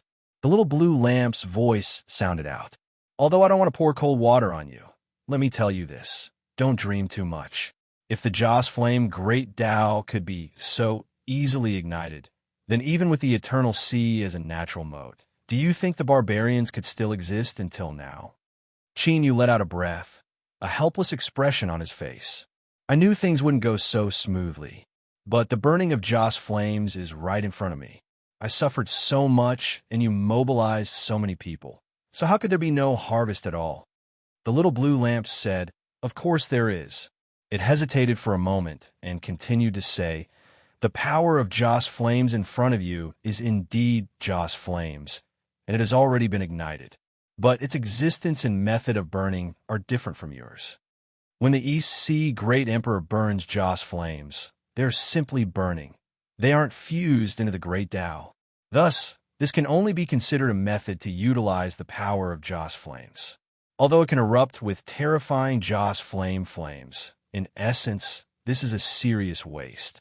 Even if you can plunder this Joss flames, it still cannot help you ignite your great Tao. Qin Yu said, get to the point. Even if I can withstand it, you should consider the star-cutting grass. The little blue lamp humphed. Plunder the Joss flame flames and use it as a primer to temporarily erupt with the strength to ignite a Joss flame. As for the star-cutting grass, you don't need to worry about it. Its defensive strength is enough to make this level of Joss flames despair. Power at the level of incense ignition. Qin Yu's eyes brightened. Can you kill Qin Huang? The little blue lamp sneered. He didn't answer, but he had already given the answer. It was indeed a bit difficult. It's not a little difficult. It's extremely difficult. The little blue lamp said in a low voice. Killing Qin Huang is far more difficult than you imagine. So, if you don't pay enough attention to this matter, the one who will die will definitely be you. Qin Yu frowned. You can't kill him either? I can't. The little blue lamp was silent for a moment. Otherwise, I would have already acted when we left the desolate region. Reason? I don't know. The little blue lamp bluntly said, but my intuition tells me that killing Qin Emperor can only be done by yourself. No one else can interfere, otherwise something horrifying will occur.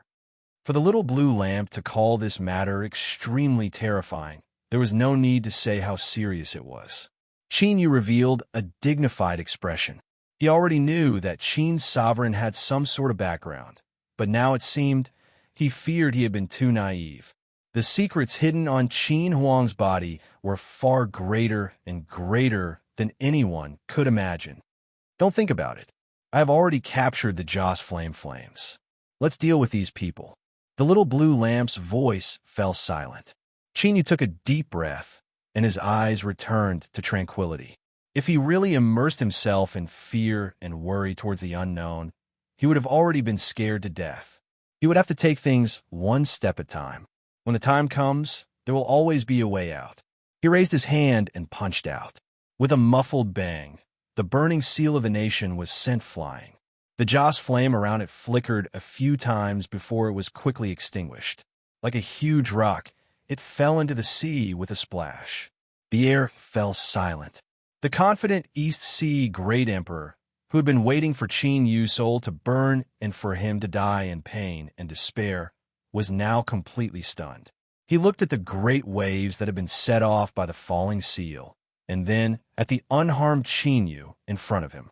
After a brief moment of bewilderment, fear flooded his face. Run! The East Sea Great Emperor turned without hesitation. But in truth, there was no need for him to remind them. Battle Sovereign Yen Tai and the illusory God Sword Sovereign had already retreated the moment the seal was sent flying away. Space violently shook and ripples spread out. The three true sovereigns fled in different directions. Now was the time to gamble on luck. Even if Qin Yu tried to stop them, it was impossible for him to simultaneously stop all three true sovereigns from escaping. This was the truth. But from the very start, Qin Yu had a clear goal: the Great Void Crossing. The sea bell rang out. On its surface, a pair of golden wings had grown out from the purple dragon's back. Flames burned on its surface. These were the Joss flames. It was unknown what changes had occurred, but the might of the bell had clearly risen to a new level. The fleeing East Sea Great Emperor froze.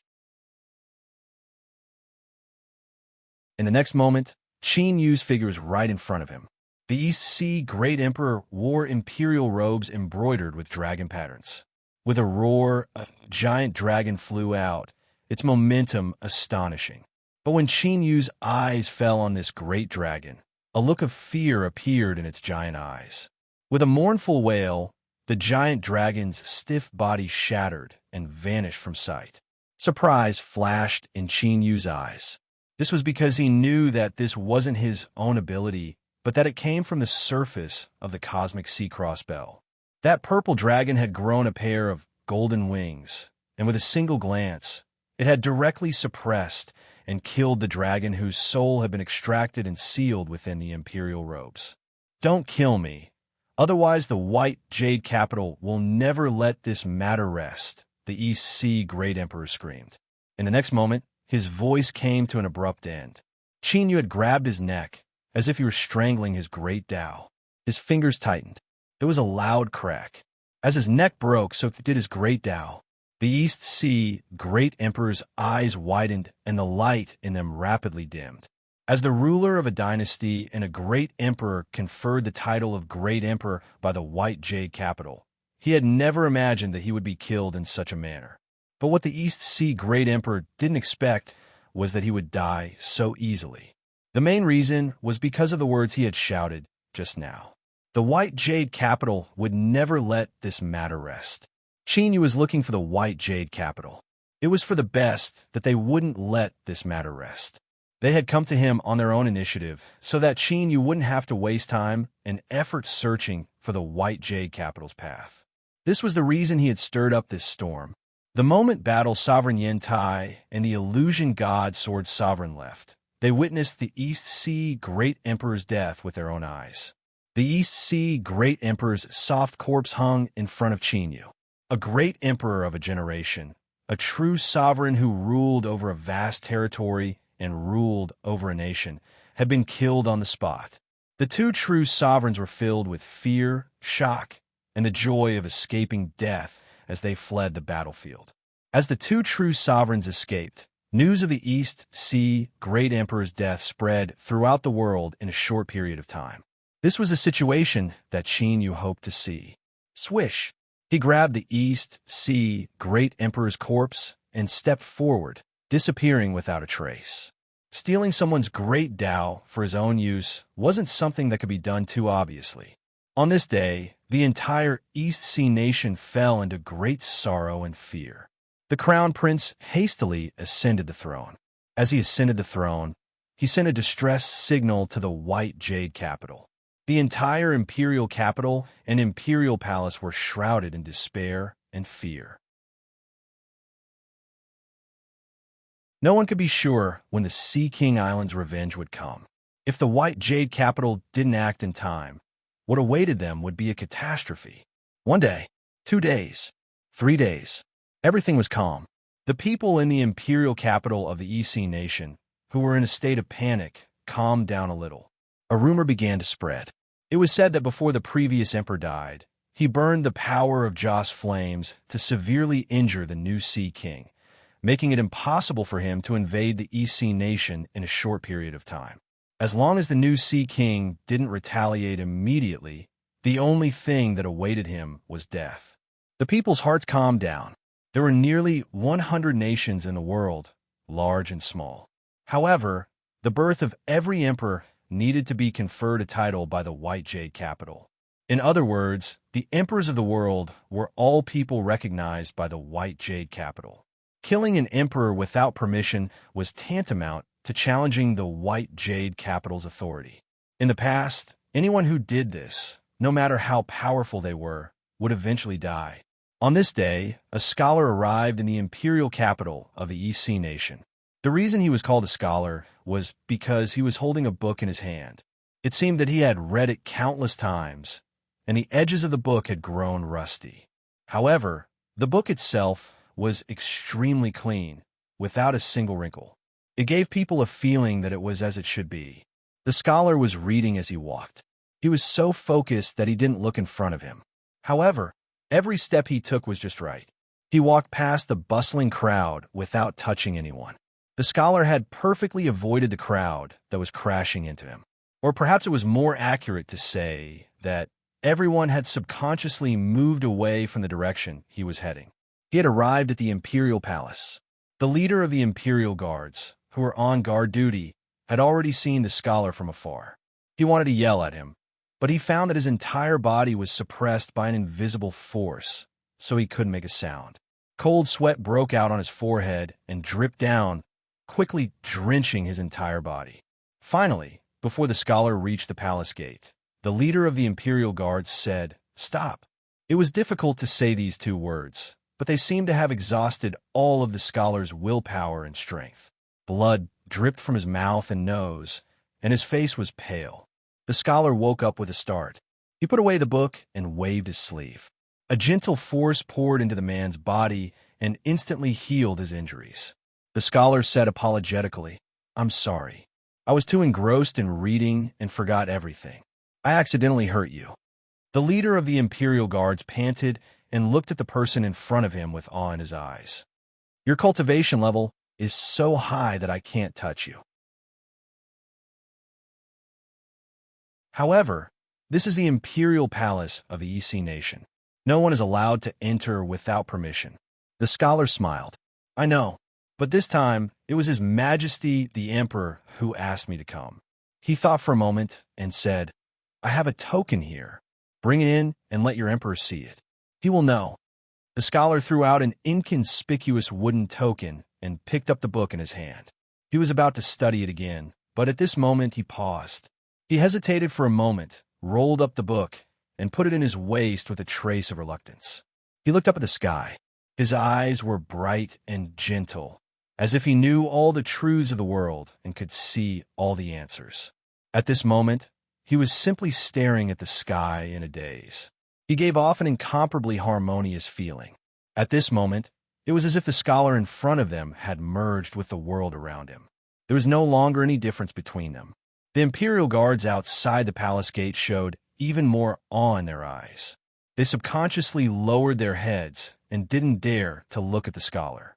Even if they just stared at the scholar, they would feel an inexplicable sense of guilt, as if they had offended a sage. Hurried footsteps could be heard, and the Imperial Guards recovered from their shock. They quickly turned around and were given a fright. At the very front was the newly ascended emperor, and behind him was a large group of influential figures in the empire. All of them had anxious expressions on their faces. "Retreat! Everyone retreat!" the new emperor roared. When he saw the young man outside the palace gate, he lowered his voice and hurriedly knelt to salute. "The 37th Emperor of the East Sea Nation pays respect to your excellency." Behind him, a group of important officials of the empire followed suit. The terrified royal guards collapsed to the ground. They guarded the imperial palace, so of course, they knew what had happened recently. The entire East Sea Nation was waiting for White Jade Jing's help. The identity of the person in front of them was self-evident. The scholar smiled and waved his hand. "Get up." He thought for a moment, then took out a document from his pocket and said, "This is my master's handwritten letter. He asked me to give it to the new emperor of the East Sea Nation, saying it's for the conferment." The emperor and ministers of Donghai Kingdom were shocked. They looked at the scholar in front of them with more awe. Although all rulers of the world had to be conferred a title by the White Jade capital, not everyone was qualified to confer a title to the ruler of a nation. At the very least, he was one of the top characters in the White Jade capital. He was a powerful existence that could truly dominate the world. "Thank you, Your Excellency." The new emperor received the conferment letter with both hands. A hint of joy appeared on his face. Only now was his position as emperor truly confirmed. "Your Excellency, you must have traveled a long way. Please enter the imperial palace to rest." The scholar looked a little embarrassed. "It wasn't hard. It was just that I was too engrossed in reading on the way. Otherwise, I would have arrived 2 days ago." The emperor and ministers of the East Sea Nation smiled bitterly. They thought, "You were so engrossed in reading that we almost wet our pants for a long time." Of course, it was inevitable that they would have their own thoughts, but no one dared to show them. It's okay, the new emperor said. "Since Your Excellency has come today, the East Sea Nation will be safe." The scholar shook his head. "My master said that the new Sea King's aura is obscure and cannot be investigated. It is likely that he is an outsider who is difficult to deal with." After he finished speaking, he looked at everyone's expressions and said, "You don't have to worry. Even if I am not his match, the White Jade capital will protect the entire EC Nation." After he finished speaking, he turned and walked away. "The conferment letter has been delivered. I will enter the Eternal Sea now. Just wait for the results." As the scholar spoke, he took several steps forwards. With another step, he vanished from sight like a shadow. In the next moment, above the boundless eternal sea, in the skies above the Sea King Island, the scholar's figure appeared. He looked down at the giant island, and a sharp light flashed in his eyes. Then, a look of surprise crossed his face. I really can't see through him. It seems that what my master said might be true. The scholar's eyes shined. Although he came from the White Jade capital, he had never seen too many foreign cultivators. Perhaps this person could help him break through his current bottleneck and step onto the level of his master. Space shook in front of him. Chinyu walked out and looked at the scholar. White Jade capital? The scholar nodded. Yes. He thought for a moment and said, an outsider? Chinyu thought for a moment and nodded. Very good. Then let's fight. The scholar smiled and punched out.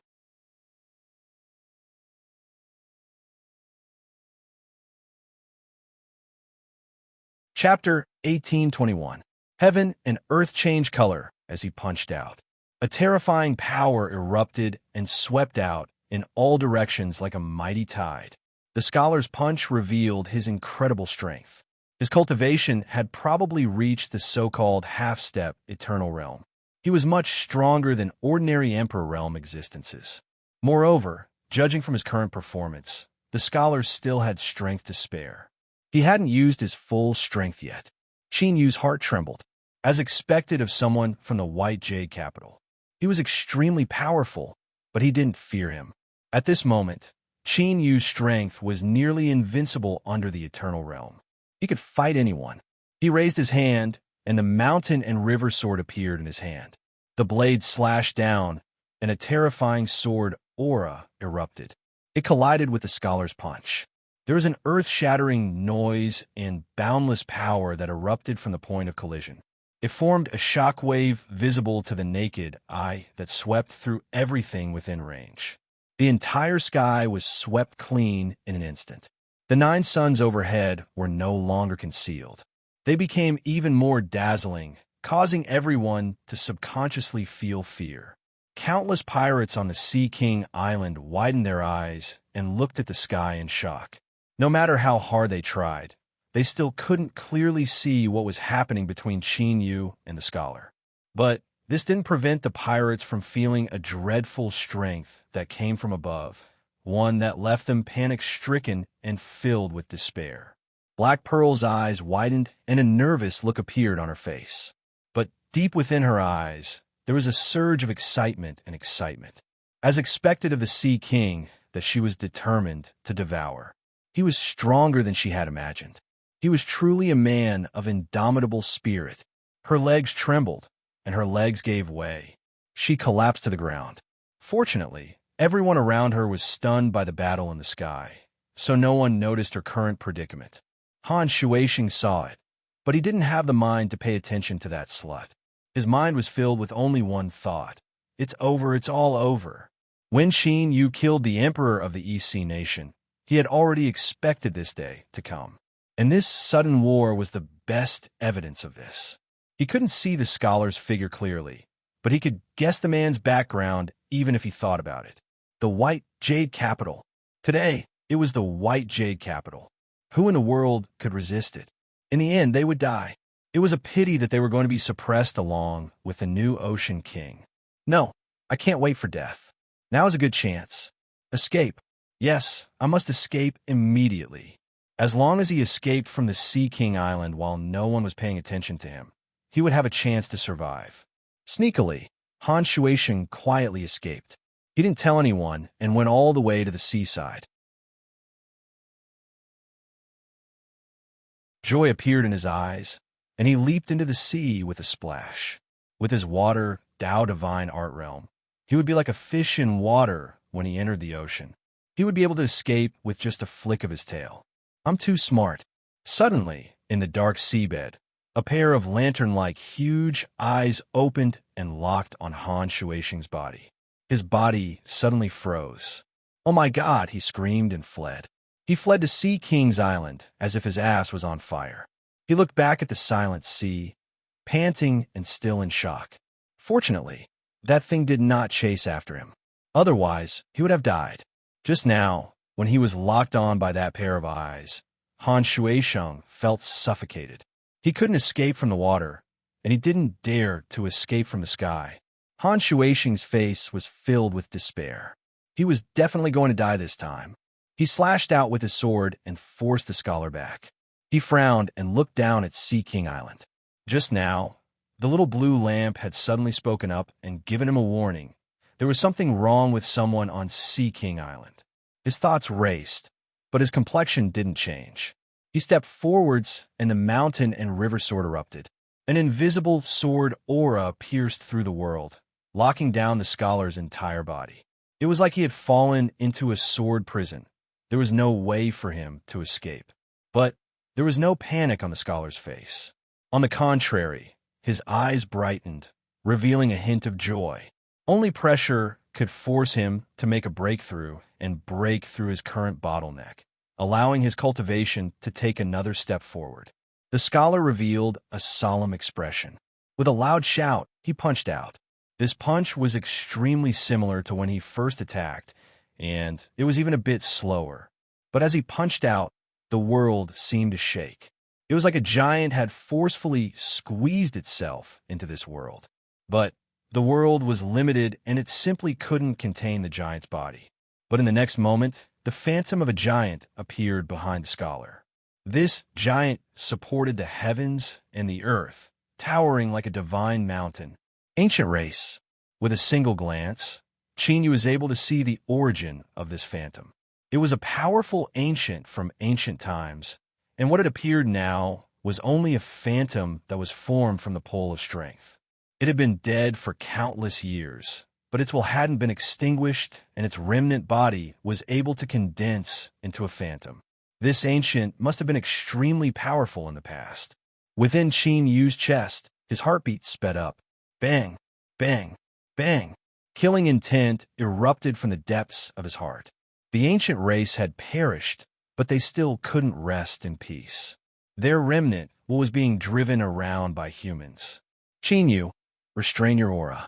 Once your identity as an ancient is exposed, you will be in great trouble. The little blue lamp shouted out. Qin Yu took a deep breath. But the chill in his eyes didn't dissipate. Instead, it became even colder. He lifted the mountain and river sword. You said that the Joss flames that I can seize can allow me to ignite the strength of a Joss flame for a short period of time. That's right. That it is now. Qin Yu took a step forwards. Across from him, the scholar's complexion changed. He could feel a formidable aura erupting from the other side. This was a high and lofty strength that couldn't be touched. It was unfathomably deep, like a boundless sea of stars. And this was a feeling that the scholar had only felt from his honorable master and the several Tower Lords. This isn't fun anymore. Moreover, your sudden body transformation will make me feel awkward. I originally wanted to use you as a whetstone. He muttered to himself and then screamed, Honorable Master, save me. If he couldn't win, then he had to admit defeat. If he couldn't admit defeat, then he had to shout for help. This was something that his honorable master had always taught him. The scholar didn't feel shame, because the most important thing was to live on.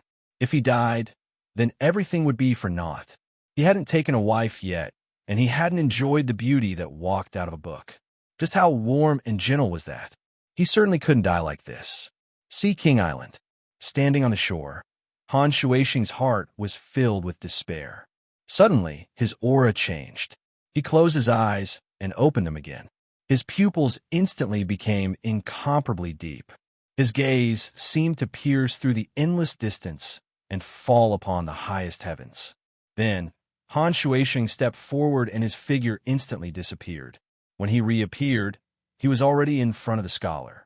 He lifted his hand and pushed forward.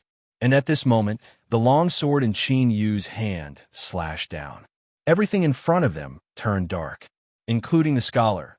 Everyone fell into temporary blindness. When their vision recovered, there was a gap in the sky, forming a giant black nothingness. A terrifying swallowing strength erupted from this nothingness. Seawater shot up into the sky, instantly forming a giant waterspout. With a loud rumble, it shot into the highest heavens and poured into the dark nothingness. The water column shot into the sky, but there were two gaps. Qin Yu frowned. He looked at Han Shuixing across from him. The mountain and river sword in his hand hummed. One could faintly see a layer of leaping flames spreading across the blade. The scholar bowed. Greetings, honorable master. Although the person in front of him was a complete stranger, there was no mistaking his master's aura. Moreover, he was already used to it. His master had countless avatars scattered throughout the world. As long as he wanted to, he could awaken at any time. Rise, Han Shuisheng said. Today, have you realized that there is always someone better out there? The arrogance and complacency in your heart must be put away. As his words fell, he looked at Qin Yu and faintly smiled. Your Excellency Sea King, I must thank you for not killing me and protecting this avatar for me. Otherwise, if I wanted to save this good-for-nothing disciple, I would have had to expend a bit more effort. Qin Yu had no expression. Who are you? Han Shuisheng stepped forwards and cupped his hands together. White Jade Capital, Han Shuisheng. This person is my avatar. His name is also my name, so I am not lying to you. Of course, in White Jade Capital, I am one of the Dao Masters. One of the 9 White Jade Capital Dao Masters. Qin Yu's heart shook. No wonder the little blue lamp had suddenly given him a warning. This person's background was truly astonishing. Before this, Qin Yu's plan was to cause a ruckus and draw in the people of White Jade Capital. Now he had achieved his goal, but this disturbance was a bit too great. His first thought was to flee. The White Jade Capital's Dao Master was a true great figure that stood above the highest heavens. His strength was likely even more terrifying than Emperor Qin's. If he fought with this Dao Master, unless he exposed the little blue lamp, there was no chance of victory. And once the little blue lamp was exposed, Qin Yu didn't doubt that he would immediately be hunted down by the combined forces of the human cultivators. Just think about it.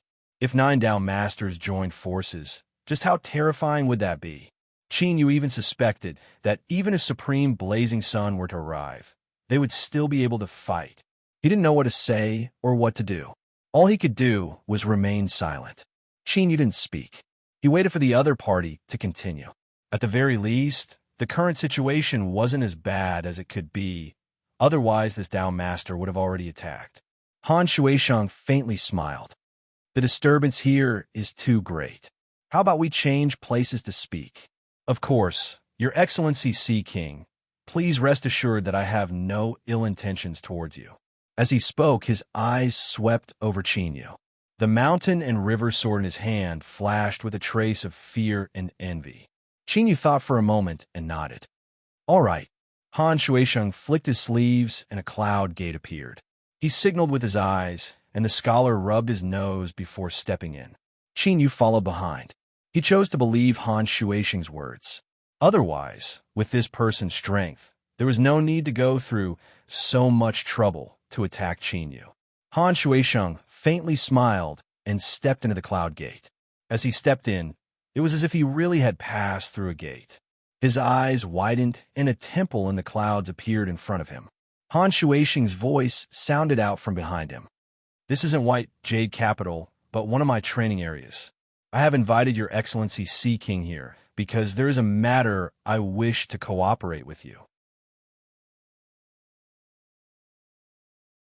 His voice paused, and then he changed the topic. But before that, I must first confirm your identity to avoid any accidents. He looked straight at Qin Yu, his eyes sharp. Your Excellency Sea King, may I ask if you have stepped onto the incense flame Great Road? The little blue lamp was silent. Its aura was completely restrained. Qin Yu knew that this was to avoid being detected by this White Jade Capital Dao Master. So, he could only make his own decision now. After a brief hesitation, Qin Yu nodded. Yes. Very good. I will ask Your Excellency Sea King, what is your name? Where do you come from? Han Shuisheng's eyes brightened. Qin Yu said, Waterfront World, Luo Guan. He narrowed his eyes and rudely interrupted the Dao Master's question. I have just entered this world. Although I don't know the true strength of White Jade Capital, I have heard many rumors. Dao Master might be incomparably strong, but you don't have the qualifications to look down on me like this. He lifted his hand, and the mountain and river sword appeared. Your Excellency Dao Master, you and I have fought before. Even if I die under your hands, I will have no complaints. The scholar's eyes widened, a look of admiration on his face. In many years, This was the first time he had seen someone dare to challenge his honorable master. It had to be known that although his honorable master was ranked 7th out of the 9 Tao Masters, he was still incomparably strong and had a nearly immortal avatar technique. Even if he died, as long as there was a single avatar left in the world, he could revive. He was truly worthy of being a powerhouse that had stepped onto the incense flame Great Road. Just this sort of courage was unparalleled. Han Shuisheng faintly smiled. He waved his hand and said, "Your Excellency Sea King, there is no need to be angry. I am only being cautious." He thought for several breaths of time and said, "I once sent an avatar to the waterfront world. There is indeed an incomparably powerful Luo family there, and tens of thousands of years ago, an ancestor of the Luo family went missing. Since then, his whereabouts have been unknown." Qin Yu had no expression. "In the past, I entered the chaotic sea by mistake and was lost there ever since. Through a lucky chance, I was sucked into a different world and came to this world." He furrowed his eyebrows. "As for the Luo family of the Eastwoods, perhaps the Tao Master has remembered wrongly. I come from the great Azure Province." Han Shuisheng laughed. "It really is fellow Taoist Luo Guan." He had deliberately said wrong about his background to test Qin Yu's identity, but now that he had been exposed, although he didn't believe him, most of his doubts had been dispelled. Qin Yu lightly said, "Tao Master, what do you wish to speak of today? If you don't trust me, then let's stop here. I do not wish to be involved in the internal affairs of White Jade Capital." "Fellow Taoist Luo Guan, please don't be in such a hurry. Let me finish first." Han Shuisheng paced a few steps and slowly said, "My White Jade Capital has always been investigating the Void Realm. Many years ago, I accidentally discovered an altar. It drifted with the waves in the depths of the bewildered sea and kept changing its position. There is nothing wrong with the altar itself, but it is the entrance to a mysterious world, a world that has already died." Qin Yu's eyes brightened. Han Shuisheng faintly smiled. "According to what White Jade Capital obtained, this altar is unusual. Although the world it leads to has already died, there is still a massive number of native life forms struggling to survive. Moreover, the unraveling of the altar is still continuing. According to the latest news, it is likely to connect to more than one world." He turned around. "It is inconvenient for me to tell you any more, unless fellow Taoist Luo Guan agrees to help me with something." Qin Yu said, "Speak." "World source." Han Shuisheng smiled. "What fellow Taoist Luo Guan walks is to step onto the great road of Joss Flames and directly step onto that unsurpassed road. It is different from the cultivation system of my human race, and a world source is not indispensable. Thus, there is a basis for cooperation between us. Fellow Taoist Luo Guan can help me enter in search for a world source. In return, I can guarantee that I will give a world to fellow Taoist Luo Guan and turn it into your divine kingdom, so that you can draw the strength of Joss Flames from it." Qin Yu had no expression. "Tao Master, why don't you personally do this?" Han Shuisheng lightly said, "White Jade Capital has a total of 9 worlds, and everyone wants the world source. The reason Tao Master doesn't interfere in this matter is to avoid any serious consequences from conflict." Qin Yu was silent for a moment. He nodded. "Very well. I agree. I hope that Tao Master will keep your word." "Ha ha ha." Han Shuisheng laughed. "Fellow Taoist Luo Guan, rest assured that I will not disappoint you."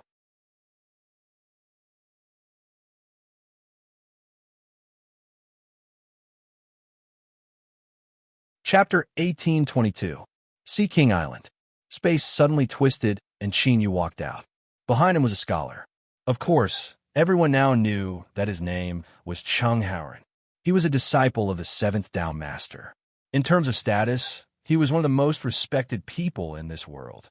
But now, he was willing to follow behind Qin Yu and maintain a very low profile. First, Cheng Haoren wasn't someone who liked to keep a low profile. Second, he admired Qin Yu's cultivation and courage. Well, he admired Qin Yu's courage even more. "The Sea King has returned." There was a sudden scream from the panic-stricken Sea King Island. Whoosh! With the sound of breaking air, the Black Pearl welcomed Chinyu. She was excited as she saw him and respectfully bowed. Your Excellency Sea King, you have returned. She carefully looked him up and down. Only after making sure he was unharmed did she finally relax. Chinyu nodded. He casually said, his name is Chung Howren. He's my friend. Arrange for him to stay here. He nodded to Chung Howren and stepped out, vanishing from sight. Yes, the Black Pearl bowed once more. She looked over. Since you are the Sea King's friend, you are also an honored guest of Sea King Island. Please follow me. Chung Howren coughed. All right. He lowered his head and tried to restrain his gaze. The Black Pearl in front of him was too hot. In addition to the amount of clothing he was wearing, it was a bit too little. His exposed skin had been exposed to the wind and sun on the sea, revealing a faint black luster. Although it seemed a bit rough, it added a strange sense of beauty to his appearance. It was naturally different from the beauty described in books. But Chung Howren had to admit that looking at the Black Pearl gave him a different feeling. The Black Pearl subconsciously turned around and looked at Chung Howren. She felt that this friend of the Sea King was a bit strange. His eyes were timid, and he didn't seem manly at all. He seemed like a weak little girl. Thinking of this, she paused, and her face stiffened. A thought emerged in her mind like a wild weed that couldn't be suppressed. No wonder the Sea King never cared about her beauty. In fact, he didn't even care about the existence of the Pearl of the Sea. Perhaps it was because the Sea King didn't like women at all. The Black Pearl suddenly felt sorrow. She could be flirtatious to the bone and could even steal souls. But if the Sea King didn't like women, what could she do? As a scholar, Chung Howren's perception was very sharp. He quickly sensed the change in the Black Pearl's emotions. Her eyes were a bit strange. She stealthily glanced over and then quickly looked away. She was trying her best to appear calm, but the emotions in her eyes couldn't be hidden from him. There was sadness and anger, as well as jealousy and unwillingness. This left Chung Howren completely confused. After hesitating for a while, he smiled and said, Miss, is there anything wrong with my body? As the saying goes, when a spring breeze caresses one's face, a smile as warm as jade, this was precisely the smile that Chung Howren revealed at this moment. But what a pity the Black Pearl didn't sense the slightest emotion in his smile. At this time, her heart skipped a beat. There was only a single thought in her mind. She had originally looked quite feminine, but now with that smile, there was no way to escape. She had never imagined that her famous Black Pearl would one day be defeated by a man, allowing him to snatch away her Sea King. Oomph. The Black Pearl coldly coughed. She turned around and quickened her pace. Chung Howren revealed a helpless expression. Although he had an outstanding will, he didn't understand women at all. He naturally wouldn't have guessed that this woman in front of him had already turned her thoughts 108,000 miles away and regarded him as a rival in love. Otherwise, no matter how good her temper was, she would still be stomping her feet in anger. On the other side, Chinyu retracted his divine sense and rubbed his chin. He didn't know if this Chung Howren was faking it or if he really was, but he knew that this person wasn't simple at all. He was an extreme, true sovereign, a formidable existence half-step into the eternal realm. If he could patiently endure a female pirate like the Black Pearl, then he naturally wasn't ordinary. Just what was the seventh Tao Master's meaning in keeping him here? Little Blue Lamp. After a brief silence, its voice sounded out. I don't know either, but this seventh Tao Master is indeed formidable. You are taking too big of a risk by pretending to advance and retreat. Chinyu said, I could only do this. Only with an appropriate and forceful attitude can I better prove my current status. Seaside Realms Luo Guan, I never thought that you would lend me your status after you died. Now that I think about it, if I hadn't met this person in the void boundary, things would have been troublesome today. He paused for a moment and then said, As for the cooperation that the seventh Tao Master proposed, what do you think? It should be true. There is no need for him to lie to you. The little blue lamp said, but things aren't so simple. This involves the source of a world, as well as the burning incense sticks of a world. It won't be easy to accomplish. For example, your status. Qin Yu frowned. Are you saying that White Jing will continue to think of a way to determine who I am? A dignified expression appeared on his face. If this were true, then there would indeed be trouble. Piercing through a person's perfect disguise seemed extremely difficult. But the truth was that as long as one could find a breakthrough point and break through the first lie, the truth would eventually come to light. Next, the little blue lamp said, what the seventh down master said before about his avatar arriving at Seaside Realm might be true, but you don't need to worry too much about it. To cross the endless void boundary, pass through the sea of chaos, and connect two worlds to determine your status is an extremely difficult and complex matter. Even with White Jing's methods, it will be difficult to accomplish. Qin Yu said, so what I need to do now is to use other methods to convince White Jing that I really am Seaside Realm's Luo Guan. That's right. Do you have any suggestions? I do. Qin Yu's eyes brightened. Speak. The little blue lamp said, in truth, your true status isn't important to White Jing. As long as they can determine that you aren't their enemy, that's enough. Across the sea, in the desolate domain world, there's also a White Jing standing guard. But because of certain reasons, they can't casually descend here. But they will definitely know what happens in the desolate domain world, and the 9 White Jade capitals will surely communicate with each other. Whether it is the 7th Dao Master or the other leaders of White Jing, they will surely know that the Goliath Sovereign has stepped onto the Joss Flame Great Dao. And now, in the desolate domain world, the Goliath Sovereign has disappeared without a trace.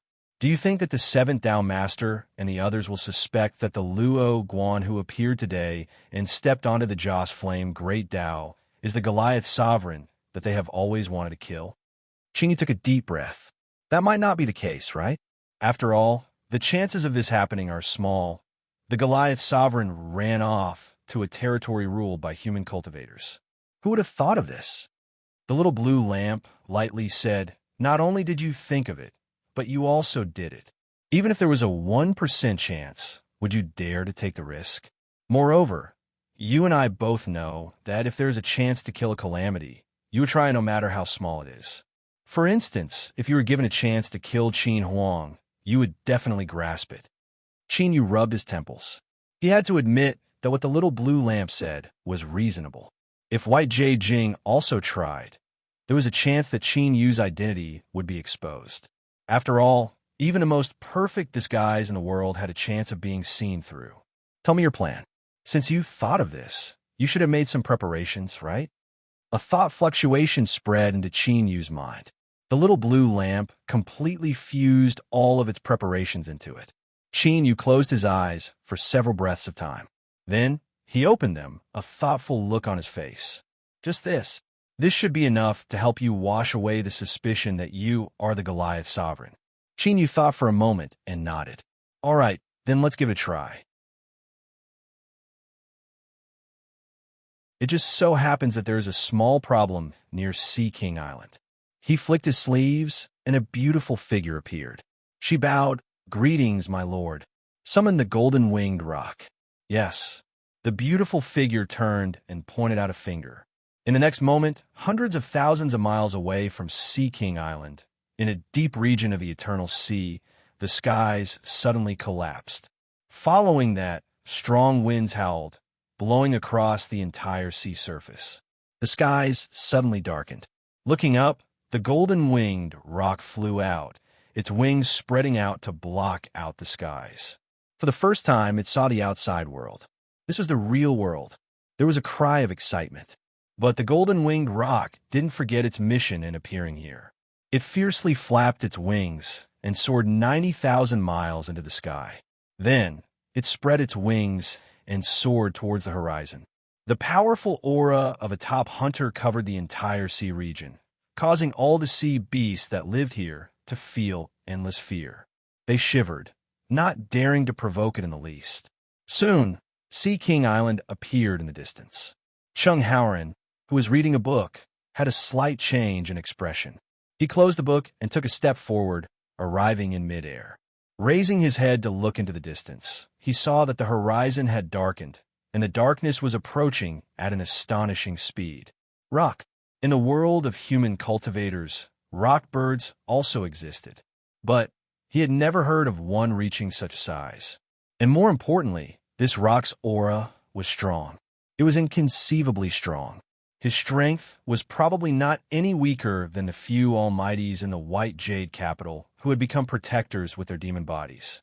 As his thoughts raced, darkness covered Sea King Island. The golden-winged rock spread its wings and soared into the highest heavens, its cries echoing for 100,000 miles. Suddenly, it swooped down. The countless pirates on Sea King Island cried out pitifully, as if they could already see themselves being crushed into meat paste. Chung Haoran's complexion changed. He didn't see Qin Yu's figure. After a moment of hesitation, he prepared himself to attack. But reality proved that his preparations were unnecessary. Although the golden-winged rock swooped down, it didn't attack Sea King Island. Instead, it soared straight into the sea. Bang! With a loud explosion, the sea surface broke apart. Giant tentacles rushed out, wrapping around the golden-winged rock. Following, there was a series of loud noises. Tentacles broke through the water one after another, and every single one of them was tens of thousands of feet long. But to the golden-winged rock, this was nothing more than child's play. Its golden eyes were icy cold, and there wasn't even the slightest fluctuation in them. With a cry, a terrifying strength arrived. It was like a million terrifying mountains came crashing down. Within the sea, the raging waves that were thousands of feet high instantly came to a standstill. And what was suppressed along with it were the tentacles in the sea. An incomparably massive head emerged as the seawater was suppressed. It was a giant octopus. Its eyes were wide open, revealing a look of panic and despair. In the next moment, a feather howled out. It was like a bolt of lightning that pierced through the air. It instantly pierced through the octopus's body, tearing it apart and nailing it to the seabed. As for the golden-winged rock's feather, the tip was still exposed. Beneath the sunlight, it shined with a brilliant light. "Is it strong?" A voice sounded out in his ears. Chung Haoran nodded. "It is indeed very strong." His expression was dignified. Although he had guessed from afar that this golden-winged rock was incomparably tyrannical, he was still startled by the strength it had erupted with when it easily killed the giant octopus. This golden-winged rock was likely even stronger than the several monstrous protectors of white jade capital. Qin Yu smiled. "It is mine." Chung Haoran frowned. Qin Yu lifted a hand and whistled. The golden-winged rock circled in the skies, stirring up endless winds as it flew straight towards him. As it approached, the golden-winged rock rapidly shrank. When it landed on Qin Yu's arm, it was only the size of an ordinary golden eagle. It cried out in a low voice, its demeanor extremely respectful. Qin Yu met Chung Haoran's gaze and said, "This golden-winged rock was subdued when I entered a different world. I left it hidden deep in the eternal sea just in case. Since I promised the Tao Master that I would help him seize the source of the world, I will naturally bring out my greatest strength. What does Brother Chung think?" Chung Haoran forced a smile. "I only know that Your Excellency Sea King is far stronger than I imagined. It seems that wanting to catch up to you won't be a simple matter." Qin Yu nodded without politeness. "I also think so." Chung Haoran. He took 2 steps forwards and seriously sized up the golden-winged rock in front of him. But before he could get too close, his eyes were almost pecked out. He drew back a step and rubbed his nose.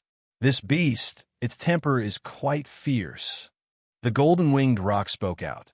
"Brat, watch your words, or I will eat you." Slaughter, energy billowed out. Chung Haoran bitterly smiled. "Your Excellency Sea King, you have gone too far. For better or worse, I am the Tao Master's disciple. Even a beast under your command dares to be so rude to me." Qin Yu raised a hand and stroked the golden-winged rock.